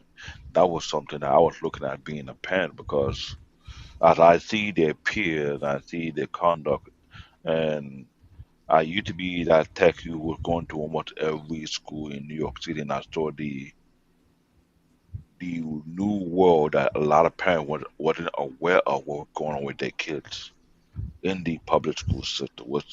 It was an eye opener. I was like, shit, what is the hell? Like, I I went to a high school here, and I went to a high school in Nigeria, and I see a stark difference. But what I saw here got me a little bit more fearful because for what a lot of parents don't see, what I see inside these schools, these teachers hide a lot of things from the parent until it's too late. And that's another thing. Like today's agenda, what they're pushing down these schools, it's adding more to mental issues that come down on kids. Because I remember my son and my daughter brought it to my attention how they're telling them, "No, you're not a boy, you're a girl. You are you are non-binary," and we teach our kids completely different. My daughter almost got in trouble, or how would I say, she almost got expelled for saying there's only two sexes. There ain't more than two. Cause she's that kind of one that she speak her mind, she speak her mind. She really don't care what you feel or think. And they want to expel my daughter because of that. Or what we taught our kids within our household. but they're going behind our back trying to reprogram or re-instruct our kid behind our backs. So you can imagine that type of thing. And me, no offense, I am a grizzly bear. I'm that dude. I could care less if I had to throw a bunch of people through the window. I would do it for the sake of my kids. I would do that. But that thing that they're doing upon kids, you cause conflict because one, they have one value that was taught to them by their parents, and you got the teachers are telling no, that value your parent, that teacher is for. This the value you're supposed to follow. So what you do, you have these kids coming in conflicting ideology, creating some kind of shitstorm in a household, depending how that kid able to ration out and know which is which, which is not.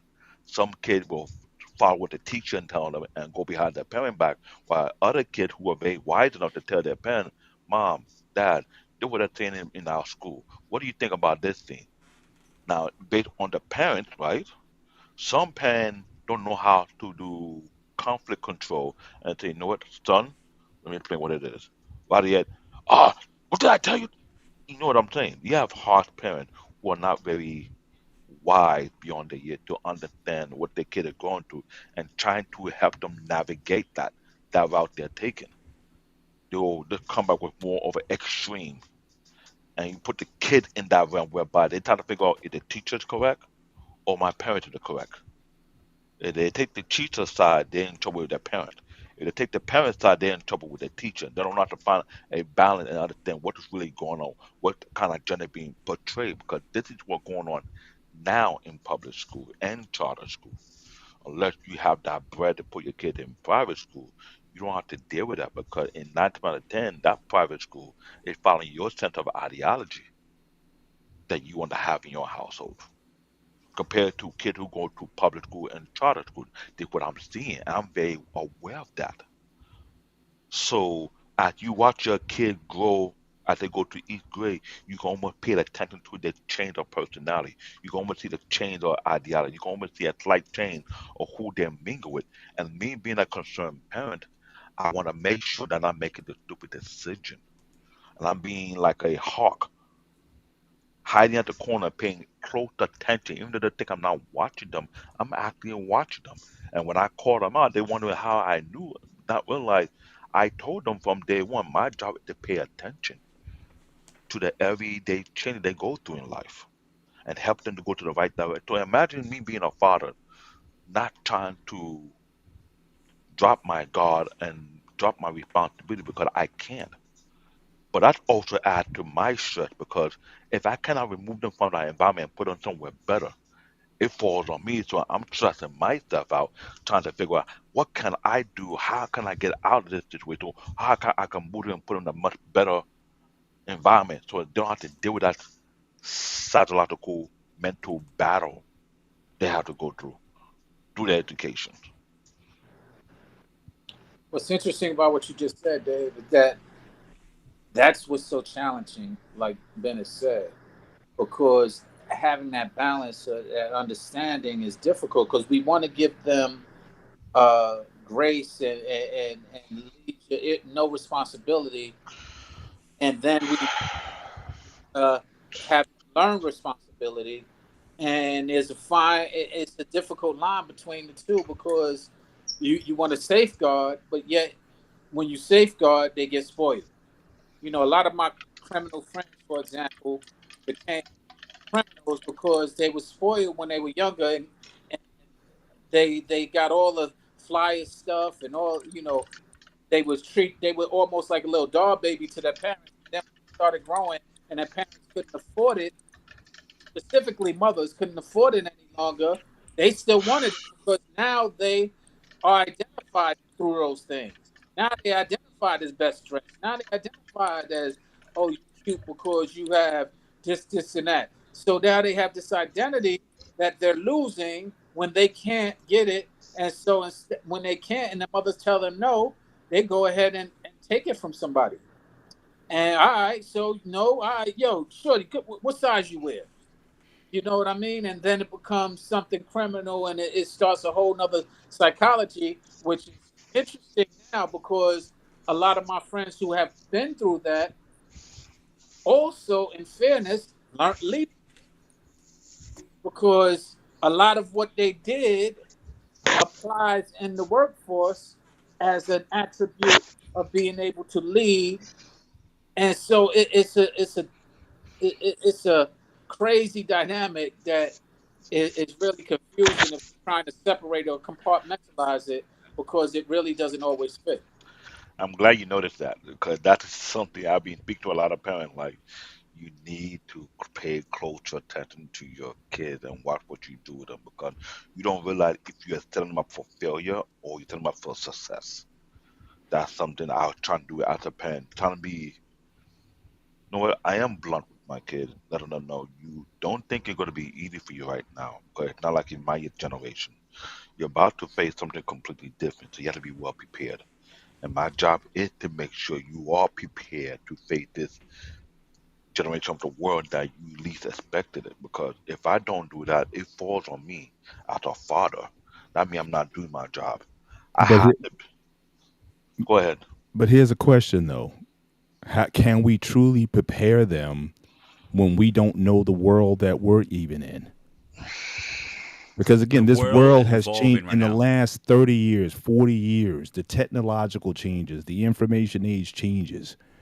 We're still trying to figure it out to a large extent. See, back in the day, it was easier when we were in agrarian society. It was a lot easier to transfer apprenticeship, mentorship, or whatnot because, again, the world that you worked in was the same one that it was for generations, didn't change. Early machinists, mechanics, tool workers, metal workers, whatever. It was different. You didn't have a ton of choices.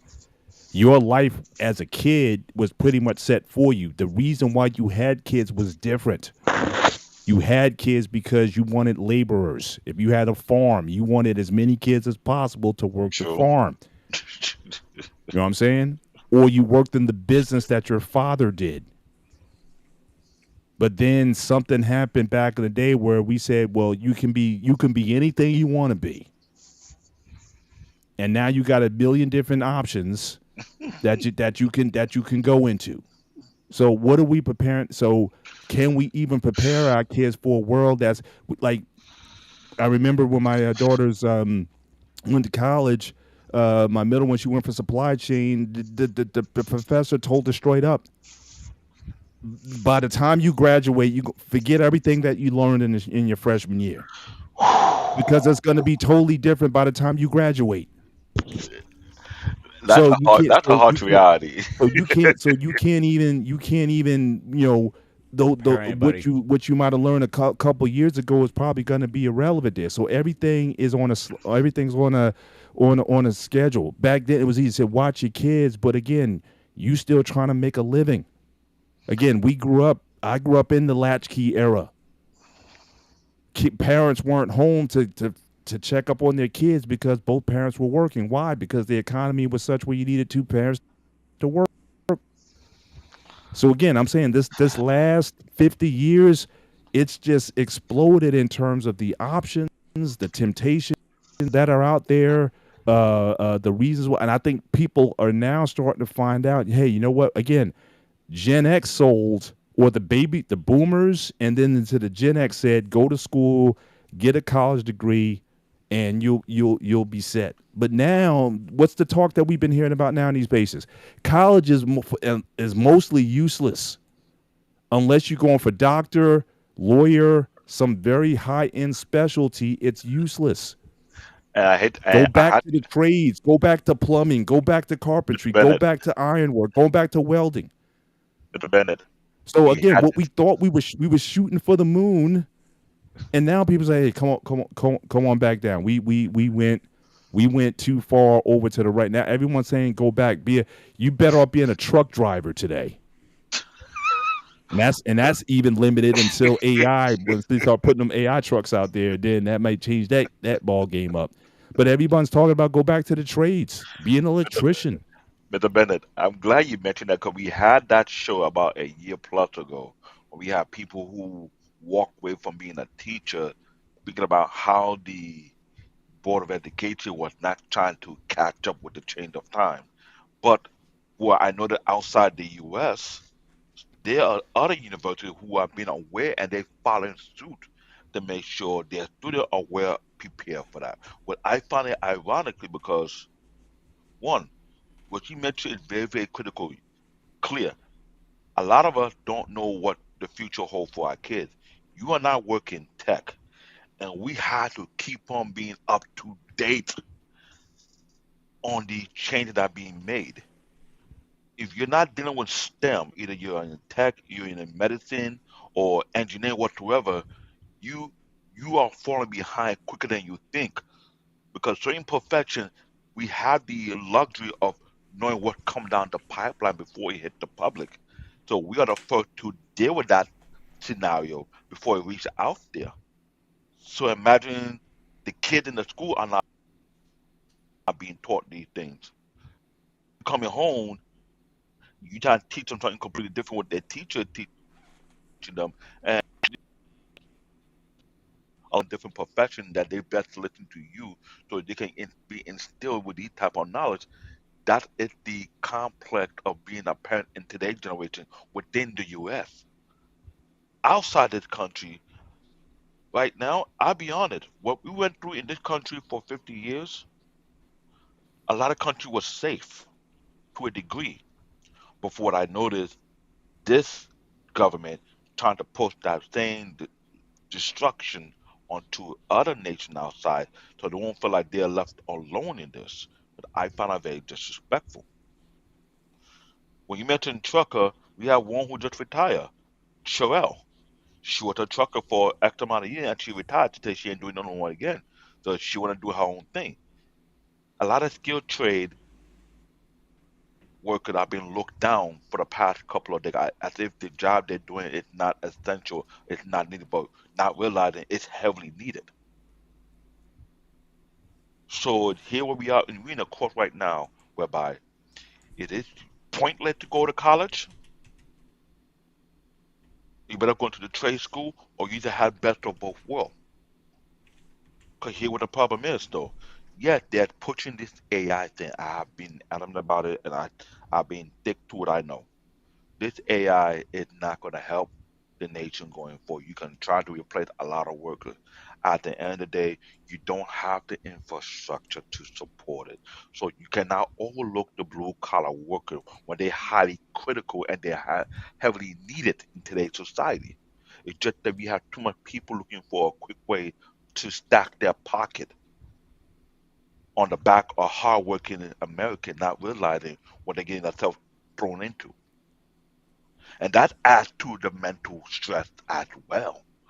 Because as things constantly changing, people trying to figure out if I lose my job on this, what can I do? I'm at a certain age whereby it's not hard for me to go back to school. Can I learn a new trade? Can I figure this out? Can I figure that out? Will this job be hiring? Will it pay?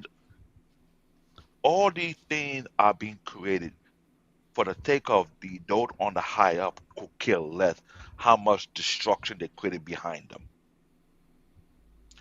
And you and I, Paul, we see what's going on with our tri-state area. You can see the stress on people's face while you coming back and forth to it. You can see people are far beyond the people of the 80s and 90s stress is nowhere compared to what's going on today's stress. You can see heavy on their face, heavy on their chest. Sometimes some people feel like they're out of it. Which stress are you referring to? The past or the present? The present stress has superseded the past stress. People from the 80s and 90s, how they're trying to figure out what they're going to do next for the next day or how they're able to provide for their household, it's not as critical as it is right now, whereby people are really second guessing themselves or trying to figure out if I quit my job, can I take it? Where can I go? What can I do? Or is there any job out there? Go, can I relocate? Can I can I keep this house with all these mountain? These type of stress have gone overboard. Well, I'm pushing back on that a little, simply because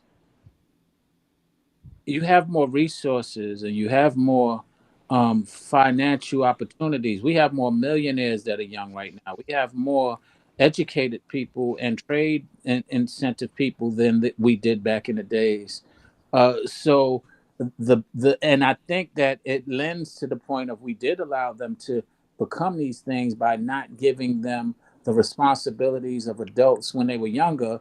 But it also, to your point, is why we're looking at it, why it seems like it's so impactful, so or is so heavy on them because they haven't been taught how to deal with it through experience.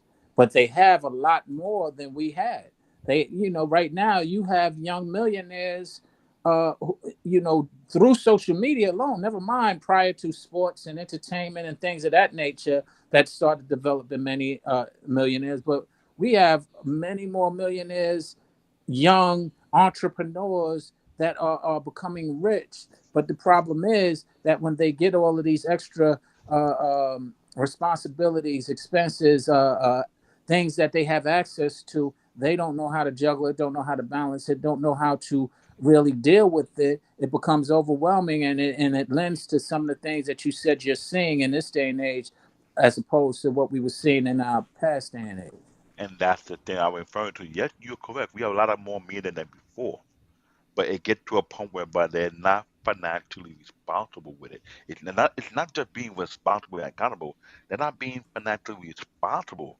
To have millionaires who make their million and lose the money faster than they get it, that is something that I've been trying to wrap my brain around for a while because I was like, wait a minute. You got all these millionaires and some of them going on a crazy spiral for what I could not know what. And even though this is going on, you have me looking at Peter like, as if he was a prophet. Like the more money they make, the more profit you get, and kind of like, look at it right now. Like In they got fair, way more money than I do, in and they're fair, in their head. yeah, but in fairness, it is the problem, and you just kind of mentioned it while you were speaking on it. It is a problem nowadays. It is a problem because they have more opportunities and things to choose from. But to your point, what we valued then, we value things that will help us survive. They value things that will help them look better and help them, quote unquote, keep up with the Joneses. And so there's a different value system between our generation and this new generation, which leads to a lot of the complications that we're seeing that they're having that we would never have had because we would have appreciated and valued the income that is being made, where it's something that they are getting so easily and not going through much to gain it. You know, those, what's that saying? One of y'all got to know it.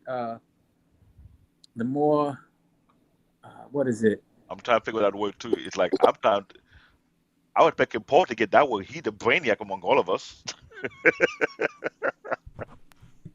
What's that? What money, more problem? No, not the more money, more problems. The when you're getting so much so easy, like when you don't have to go through a lot to get it, so you don't appreciate it as much. But there's a saying that kind of summarizes that.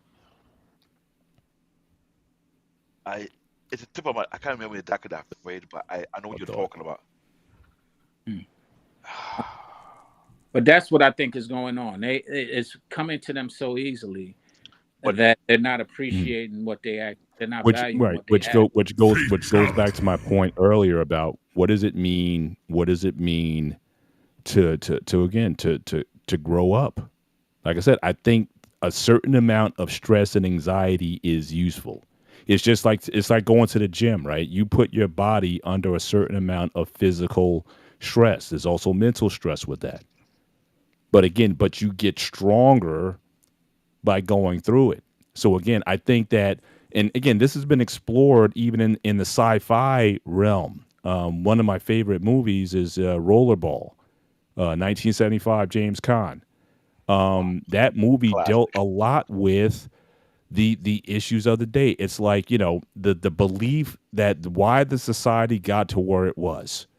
Right? They ended disease, they ended poverty. Everybody had a job. There was no homelessness.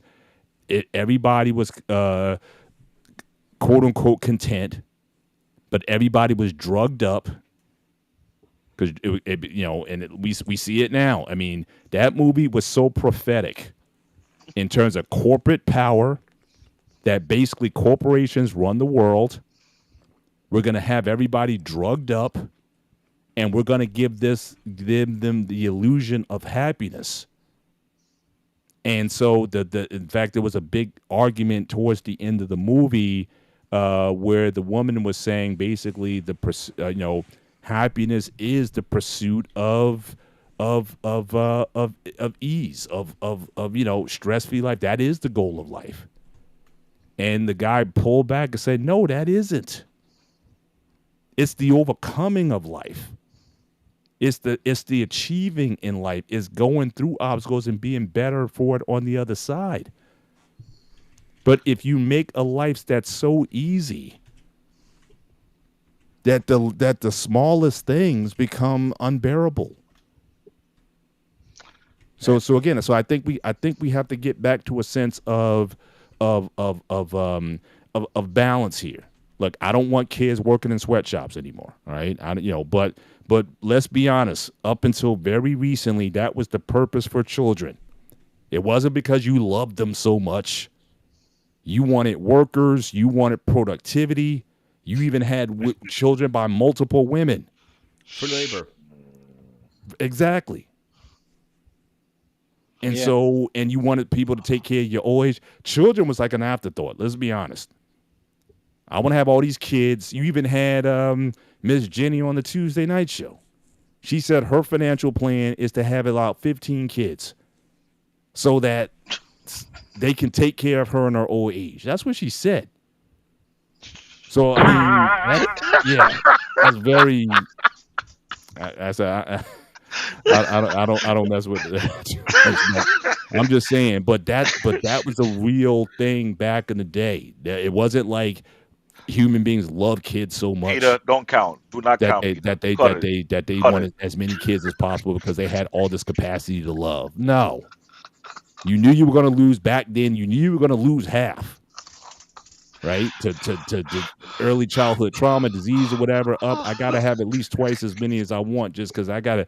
Back then, again, the lifespan was like 35, 40 years old, so I got to have me a ton of kids. So again, we're in this new age where they say, "Oh, I just love children. I just can't imagine just not having Peter, children. I leave just it want to alone. raise." Peter, leave it alone. So I'm just saying, man. I mean, like I said, we got to deal with, you know, uh, uh, how the world has historically been, where it's going, and then what do we want to. What if you're gonna have kids? And this is something for brothers I've been talking about recently. A lot of guys talk about the woman, but ask yourself the question: do you even want children? And if you do, why? Is it just about passing your DNA on, passing your legacy on? I think Or that's are you really, I I think mean, that's what? so Go ahead, cliche. Sean. I said I think that's so cliche right now. Uh, Legacy, you know, it's not as cliche Tim, are as you okay over there, man? him. No, because when Sean said I'm so cliche, he don't want you trying to like. Let me just put a disclaimer out there. I'm not trying to sound cheesy, but go ahead. Uh, uh, uh, I think that that's part of what we're facing right now. Is people are saying, "I want a legacy," and I want, and it's just, I'm like, "Yo, really? You're a king, and king." I'm like, "Yo, really? Y'all don't even understand the whole concept of legacy and king." Hmm. And that's and it's becoming so popular. Yeah, this is what we're supposed to do. This is why we're doing it. And I'm like, really? I mean, explain. Give your plan, like you just said. What does that mean? Mm. You, what does that exactly mean? Your legacy. What Mm. legacy are we speaking of? Right. Your name continuing on. Your name that you ain't put making valuable. Hmm. You're making more value. You're making money. Okay, cool. For some reason, people feel like money is the epitome of a legacy. Yeah. Tradition plus that money is what turns into wealth. And unfortunately, a lot of people don't understand the concept of wealth. They understand the concept of money. They might understand the concept of quote unquote legacy, your name living on, but they rarely connect those two in our communities. And there's a reason behind that. Sean, remember that I said before on the panel, they don't have an authentic culture that is teaching them to understand what legacy truly is. Why it is critical to have someone not only that have your last name, you can pass down your wisdom and your insight. It's like you're passing something much bigger than you onto your children. And you're not putting a burden, but you put it a sense of purpose. That is Agreed. something I that's what I something I learned living in Nigeria. So when I was taken away from this capitalist society and put somewhere else completely different, I start to understand why there are fathers who are so adamant by having a son because they want a son who will be under their wing like a lion and his cub. He wanted to show you the work. He wanted to show you look what I do. Do what my dad showed me how to do. This what I want you to learn so that you could be better than me. I want you to surpass me. I want you to be better than they build that type of bond. This is why I would say I was jealous of one of my high school friends because he was close with his dad. He wasn't the firstborn. He was like more like the second or third born.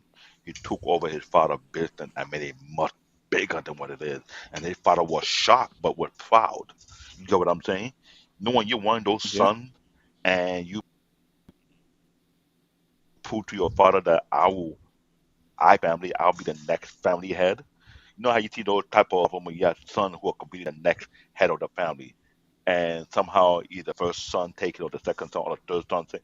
This one, he like the second or the third son, he succeeded and went beyond that. Well, all the other siblings start to understand to know, yes, he's the future head of the family because he understands the vision for the legacy. You know what I'm saying? But there was no division. They understand that he has the brain for that. Let's work behind him and make sure he don't fall because this the future. You know what I'm saying? Today, yeah, these Yeah. guys you was mentioned about, all they know about is swinging their private part just to throw their seed, and they think that's all about legacy. They have no clue, no concept what it actually means. Doesn't mean you get a bunch of baby mama, which is literally stupid because I know that they haven't had that show there, but I was saying you need to have an African person who understand that topic that we're talking about because I hate to say that that's not black people history. Polygamy or that thing is they don't know nothing about that because they don't understand the foundation. I'm a byproduct of polygamy. I understand that concept better than they do. So when I hear them talk about these things, I kind of like y'all touching something that's beyond your pay grade. Let's leave it alone. Period. Real talk. Because Yeah, I hear this is that. something. There was something when I was trying to help. Since I've been on these platforms for more 2 year plus, I'm trying to let people. You need to get deep level clarity what you're engaging in. It's something. It's not something that simple as you think it is. When you mention legacy, it is much bigger than your ego. You're becoming a servant. I hate to say it. A servant preparing your young generation to take over your position. You are schooling. You're cultivating. You're building the next leader of the family who will protect the family, who will be that not only leader but also a servant. A lot of these guys who talk about leader, they don't know jack. They don't know the definition of what leader actually means. What they're talking about is being a boss, not a leader. So when I hear people say that, I get disgusted. Like these low-level educated buffoons talk about leader this, leader that, when their mindset and their ideology and how they speak and how they conduct themselves is more so from a boss mindset, not a leader mindset. When you are actually a leader, based on your conduct, people want to follow after you and do things for you without you saying a damn word. You don't have to flaunt your ego. That is true aspect of a leader. That's something I learned at a young age. I want to be the father for so long. I was thinking I would be the best father on the planet because not only I was meeting elders before me who was father than grandfather, I sat before their feet, picked their brain, and to get wisdom from them, so I could be a better father.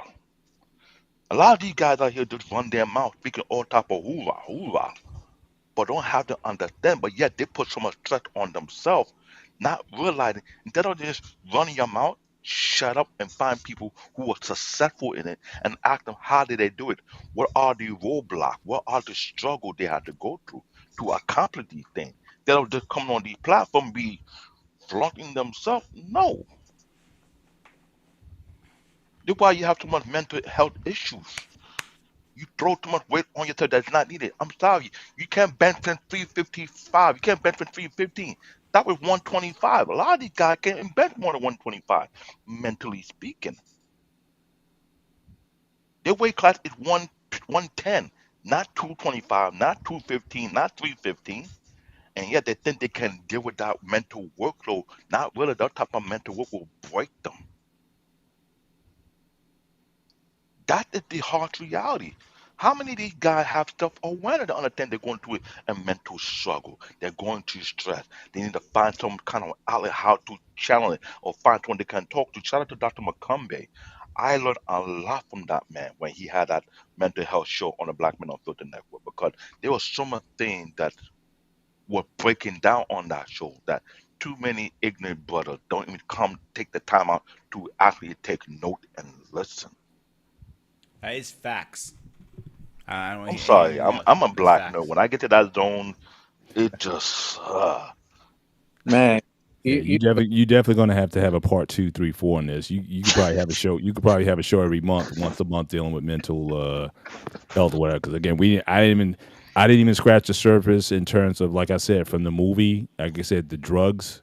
Because I'm very concerned about the idea that, okay, well, you got a mental health problem, you just drug people into as a cure all. Again, you're mitigating symptoms, but you're not dealing with the core roots and causes of things.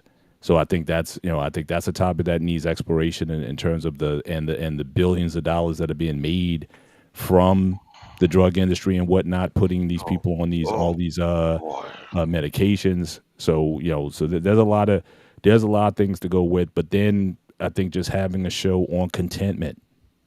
Again, I think Apostle Paul talked about I've learned in life wherever I am to find contentment in any situation.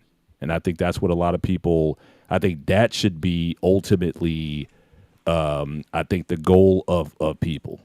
Not to look to your left or to your right or whatever. Look, if you have aspirations to do something, then yeah, build the muscles so you can get there. But you talk about David people benching 315. Look, you might be good where you're at 160. Look, I'd be happy with 165. I'm not trying to look like Arnold. I'm not trying to compete in Mr. Olympia. I'm not trying to do whatever. I'm just trying to be the best version of myself. Some people are 6'3", some people are 5'3". I know one thing when I train clients, I ask them sometimes, like, I can't make you into someone else. The only thing I can do is make you a better version of yourself. So if you're 5'3", 120 pounds, don't expect to turn into some mass monster or something like that. That's just not who you are. That's not reality. Yeah, so there's got to be a sense where people have to learn how to be content with who I am, improve, get better at who I am, but not looking at, because again, a lot of that stress and anxiety, it's not even internal. A lot of it's being put on you because of what you see on the outside of, like, that's how you should look. Then back in the 70s, women was killing themselves, starving themselves, trying to look like these women on TV. That's why one thing with, when KS and all those guys talk about them beauty standards and BMI and all that kind of stuff, we hear them stories later on. All them women you saw on TV, they were all starving themselves, half Hmm. anorexic, trying to look like that. And then everybody was like, well, I got to look like that. And let's not forget, it has becoming a slow movement that people are disconnecting themselves from today's society, packing themselves wherever they can take with them, and how you want to say, changing their world to move to another nation or country and live the simple life because they fed up with the rat race. Oh, I Well, got a better it's one going to for be you, harder Paul. because it's I getting got one. global. So, I mean, David, I the got a better global one influence is for you. changing. But yeah. Is when people actually pack the shit up and go off the grid. Bingo. Yeah. That's what So, people are doing. They're like, I'm done with this. I yeah. want to have Yeah, a simple life. living We're a past simpler life. our Yeah, curfew, and some of us have to work the next day, as absolutely. all of us do, I This is think. the great Now conversation. I was waiting for the you could time to definitely talk. I you can literally do just come back to made. this on the I thing. have two more shows coming up. I have a whole here. Give you an idea. This is the list for next month and a half. So, I have a couple of them. Like you got Paul and David got a sneak peek of it. I've already sent it, the thing. Who's like the whole is Luke actually the chosen one? I'm gonna do a show on that soon. I got a bunch of things. I'm not sure we're gonna have a show on the 20th yet. I don't know, excuse me, the 19th because of Comic Con. I'm gonna me and Pony talk on a side one of these days and figure that out Yeah, if we're gonna have a show because that Hmm. night Jedi or Mike, not. I haven't got a response back from Jedi Mike because I know he's heavy right now Yeah. on that circus on not only Comic Con but anime and the movie industry Mm. because he's doing a lot of interview and I'm shout out to him.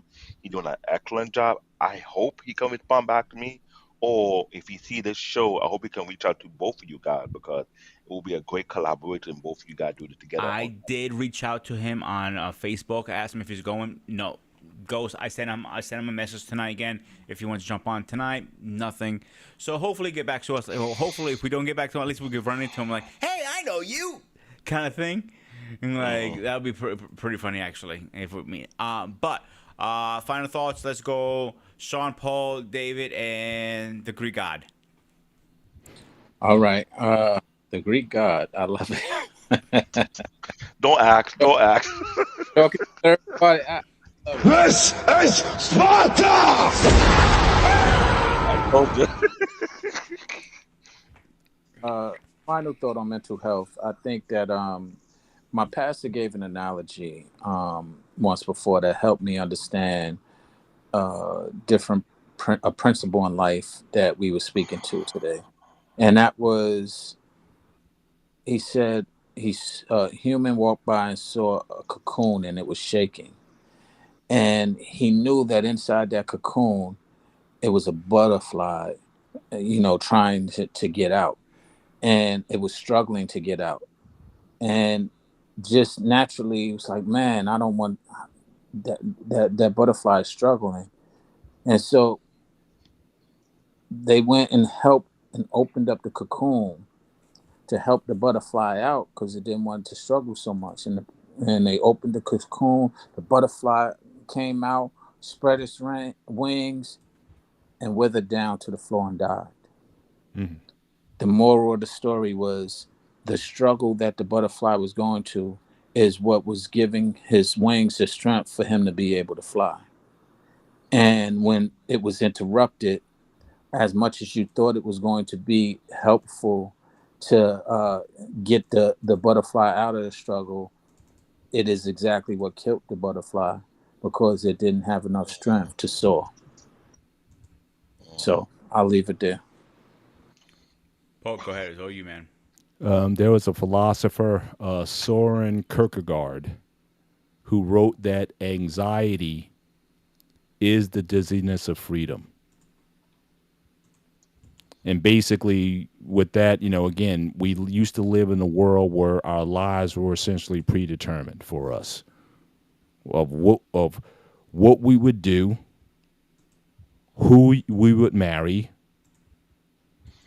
and what our responsibilities were. It was a very simpler life. But now, the big thing now we talk about is freedom. I just want to be free to be who I want to be and do what I want to do. Well, that's going to bring some anxiety because no one's going to be holding your hand. The guardrails of society are taken off. If you want to do, say, go ahead and do, but don't be come back complaining when it's like you get yourself in a situation you can't get out of. So you want the social safety net, but you know that takes some stability, that takes some rigidness, that takes some, So again, it's a choice that people are making. That now I can go off and do anything. I can go to school and learn anything, and you can. But what's going to be what's the trade off? Some people are going to make it, a lot of people are not. And I think that's why a lot of people are kind of going back. I think what we're seeing in society now with this push towards nationalism or autocracies and whatnot, because I think people are seeing that freedom is you got too many people doing what they want or whatever, and then it's like when you see lifestyles, you see stuff that you don't like or whatever, it's like, well, how do I explain that to my kids or whatever?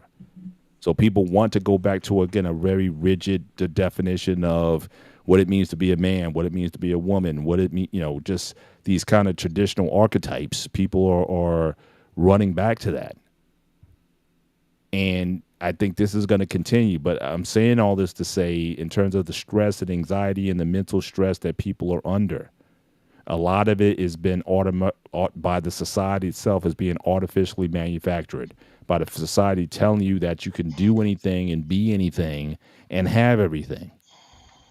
But again, as you're going to get older, you're going to understand that you cannot have everything and you cannot be everything.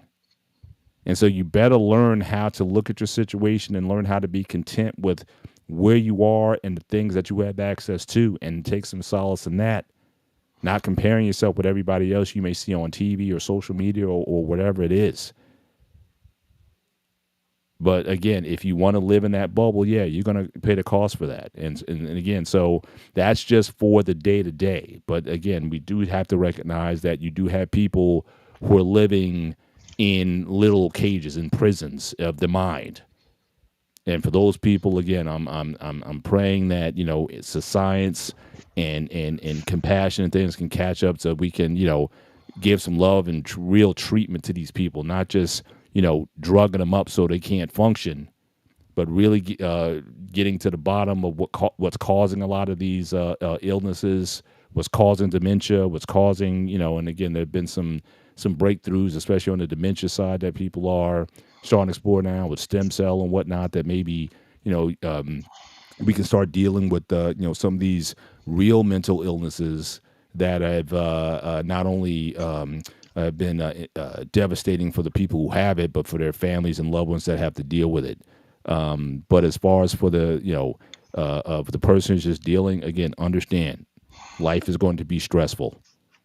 You have to learn how to be stronger in it, but then also be very realistic about what you can and cannot do, and learn how to be content in that situation. So again, it's a mouthful of things. There's no easy answers to this. Seek good counsel, seek wisdom, and wise people who may have some insights into these things, and learn how to make better choices, not easier choices, because sometimes the better choice is the harder one, and do what it takes in order for you to get to where you want to go. So that's my 2 cents. Man, first, Sean get with a short, solid nugget, and we have Paul better than dropping the big one. I'm just going to make this straight up. This topic had me think about how I'm going to approach it. And as I speak, I start to realize I know I have a purpose in life. I enjoy being a father. I enjoy being a grandfather. It allowed me to learn things and also keep myself humble. But when it comes to mental health, mental issue, I've been aware of it because of my upbringing. And I try to use my experience to help others out there in way I can form of action. This is a topic you cannot brush over or just gloss over it lightly when it's very critical. The Bible says faith without work is dead, but also said if you're not willing to go to the struggle that can find to your muscle to make you strong, the shortcut you taking can be your own end demise. Too many people looking for a shortcut to success, and they do get it, but they don't realize success itself can be a heavy weight that your body that's not being trained to hold it can collapse out under it. Like Sean said, we have so many millionaires. Yeah, a lot of them got it through shortcut. A lot of them really hit the gym and make sure they got themselves strong enough to be able to hold that load, that weight that success bring upon. Is what I said earlier. Some people cannot bench press 315, 345 mentally, not even 225. Maybe their weight class is 110, 125 because they haven't gone through the struggle. They haven't gone through hard work. They haven't fine tuned themselves. But I better know it very, very well. When you go to the gym trying to get in shape, you have to break some sweat. You got to go to the grind. Ain't no way you can get the body you're looking for. And no, you're trying to be like somebody else. But these days, you got people who want to take the shortcut, aka the BBL route. Man, I don't want to take no work. I don't want to try. I want to do it. Yeah, everybody want it easy. Everybody want to get there quickly. But as you watch, and the majority of people are taking those shortcuts are now suffering because they went beyond their weight class, mentally speaking. I'm talking about physical. That's why we have a mental health crisis in today's society. Too many people are not going through the proper stuff in life to get themselves prepared to handle the workload or the success load that they want to carry on their shoulder. I'm not surprised seeing what's happening to today's society, but I'm aware that there has to be a change to be made. If you're not willing to be aware of what's going on and take the proper precaution and fix it, then you are walking into a doorway full of destruction no matter what, and you cannot escape it. I hope there will be a conversation we can tread lightly and go to each level and each layer to understand why it is existed and why it happened and find the right solution to deal with these things. They ain't going nowhere. They're going to be here when we're gone. The question is, will the next generation be prepared to live that way, or they will punk themselves out and get themselves hurt? Who knows? The more I talk about these topics, the more I notice something about myself. I think there's something I have to do, or maybe there's a calling. I don't know what it is, but this is where I know I got so much passion when it comes to dealing with these topics because I'm a father and a grandfather, and I'm very aware about these things. So all I can do is try to be a better version of myself each and every day. Other than that, that is my final thought.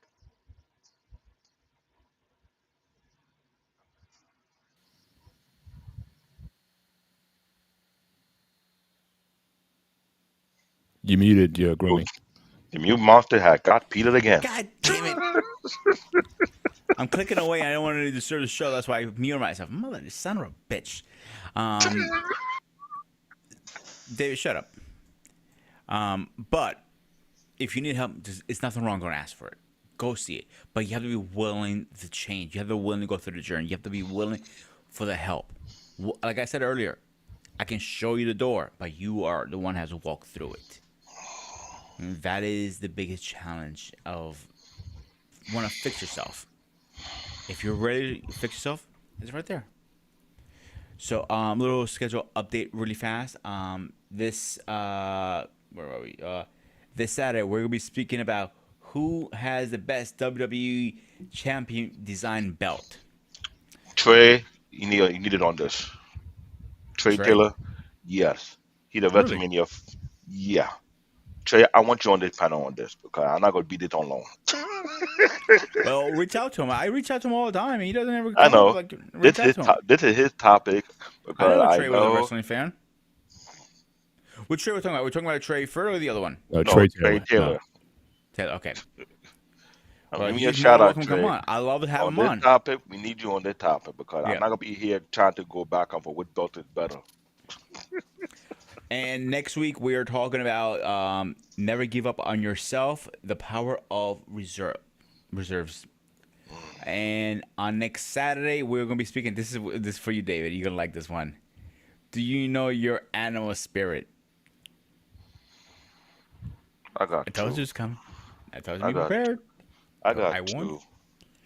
One of them And for one of the them I gray know area. BMU gonna make a video of that and I'm gonna whoop his ass for that if he doesn't. Oh, I'll laugh my ass off. I want him to send it to me so I can clip it too. On the gay area, this week we were talking about together, and next week, workforce. Those are the next 2 weeks schedule. Except that, you guys have anything else before I, get us out of here? Yeah, we're good. First, I would say shout out to the White Crew podcast. She was late for the show. She just saying hi to everybody. I will say this. I've been going through something. I'm planning on getting my channel back up soon. With it, I am a tech guy, but That reminds me. some, Thank you for reminding me. So I'm gonna announce it now. So guys, prepare yourself. Me and David on Wednesday nights. I don't have a date yet, so don't hunt me down and kill me, please. We are starting an anime show on this channel and co-streaming on his channel. David, take it off from here. Go ahead. I will say that we talking about it for a while because one, we're both kind of like a huge fan of the anime industry, how much of an impact it had, and the impact is far more global to what cartoon have been doing for a while. But I believe that there are so much topic within the anime realm that even adult would like to be a part of because there's some history concerning the anime that had some connection with your childhood. Perfect example, Voltron. A lot of people don't know it's not really a cartoon, it was actually animated, but it had a different name from Voltron. I think Thundercats was the one of them too. If I'm not mistaken, right, David? Maybe so, but Voltron was more like Go. The original name for Voltron was Go Lion. Yeah, I know that. I know. Oh man, this is one of Pulsar's shows too. I remember. Man, what is it called? Chris Robotech. No, another one. That's one of mine actually. I can try to remember the name of it now. I can't remember the name of the show. Oh man. Are you talking about Gotcha Man? Thank you, AKA Gotcha Man. Battle of the Plants. Yeah. Yeah, that's what it's. That's not anime, Yeah. believe it or not. People don't know about it. But we are looking forward to starting. I'm not sure we're going to start it. I haven't started yet. I don't know if it's going to be this month or after Comic Con. Comic Con's getting a little. I would say do it after Comic Con, so it'll be like an introduction, so we can start getting prepared for certain topics, including anime, because there's a lot of old school anime back in the 80s and the 70s. Like I have watched them, and I'm questioning why they was never a remake, and time to do some deep research with Trust me, production I've been thinking the same companies. thing lately. I've been thinking about the same thing. But quick question for you before we go: did you see the new trailer of Dragon Ball Z? The Dragon Ball, what it's called I now? heard about it, it's out, but I was kind of like, I don't want to watch it now. Now, now. No, let me play. No, hold on. Before you give me the buzzer, let me explain why. I say I'm not ready for it. Because every Thursday, this Thursday, right? I follow a particular animator who is a huge fan of Dragon Ball Z, but he created his own manga, right? And I constantly been watching his stuff because the creator of Dragon Ball Z was watching this individual and see if he can be the next person to be a protege after the guy who would take over from him since he passed away. That's Arch. But when I heard about this new view of the new Dragon Ball Z, I was like, I'm not sure because I heard about it, I knew about it, but I want to prepare myself. So I want to watch it late night without me losing my cool. So let's be real. When it comes to Um, anime, I'm a tough critic. well, when it came to Dragon Ball Super, it came. We got pretty good. It wasn't the greatest, but it was good. So I'll leave it to that. So except that, there's us two Correct. left here. And Jedi This Mike, was Grooming just a Reviews shout out. I 101. hope when you see the show, you join us too. Because he's an anime Anytime, fan, so any sometimes you could have more than one brain. Yeah, hey, if the links are always going to be available, the same rules as this show and Hangout and every other show I do is I got to see your face in the background, and if you want to turn the camera off afterwards, you're more than welcome to turn the camera off. I just make sure you're not trolling us. That's one reason I do it for our own safety too. I know. So because we really do put a lot of work in this channel. Believe it or not, we do put a lot of work. We're in the middle of I guess I can drop the bomb now. We're in the middle of rebranding the name because I'm not doing grooming and reviews anymore, obviously. And like True. Newsflash, guys, I don't know if you realize that it's been True. 6 months, almost a year. No, I think beginning of the year I stopped doing it. Yeah, I think so. Around there.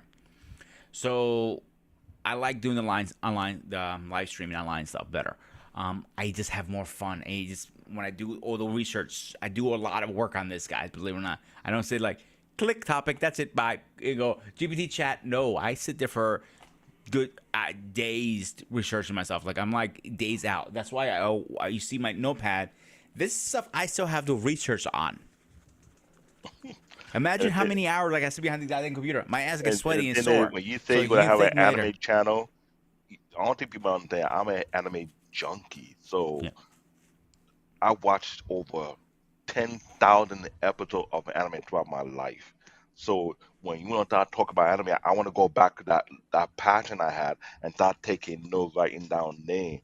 Do the same when you do your research. I want to do the same research and make sure I have the right, authentic information, And so I'll we be have to very have that honest, guys. discussion. I know anime pretty good, but David is on the next level. So if David's gonna be running this show, I'll be his co-host. He's gonna be the host, and it's not. I'm Because like, I'll be talking about all anime. There's anime for every age, and we may have a show that talk about the girly anime and kind of yank some of these female why they love the girly anime. It's kind of like I know you're not gonna like it, but anime is anime. Sometimes make a opener to a lady can come here and speak about why they love this and why it's so iconic to them.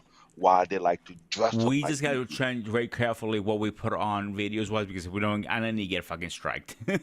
No, that is true. And Yeah. I don't think we can do reaction. Maybe we No, can I do that don't think on we a. can do any I videos think we like can that. do that on a Discord when we have a Discord server for that, so people can join that type of conversation, so we Yeah. can avoid the strike Yeah. So if that's anyway, possible. so you good? I'm good. I'm good. This is you're watching Grooming Reviews 101, aka I am the Ghost of Sparta. He is CNA, CBA, Black David, the old gray African, like we call him. My Twitter is the true son of Wakanda.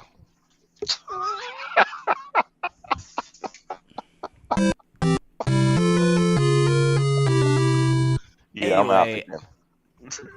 as always, stay safe, stay fresh. I'll see you guys in the next one.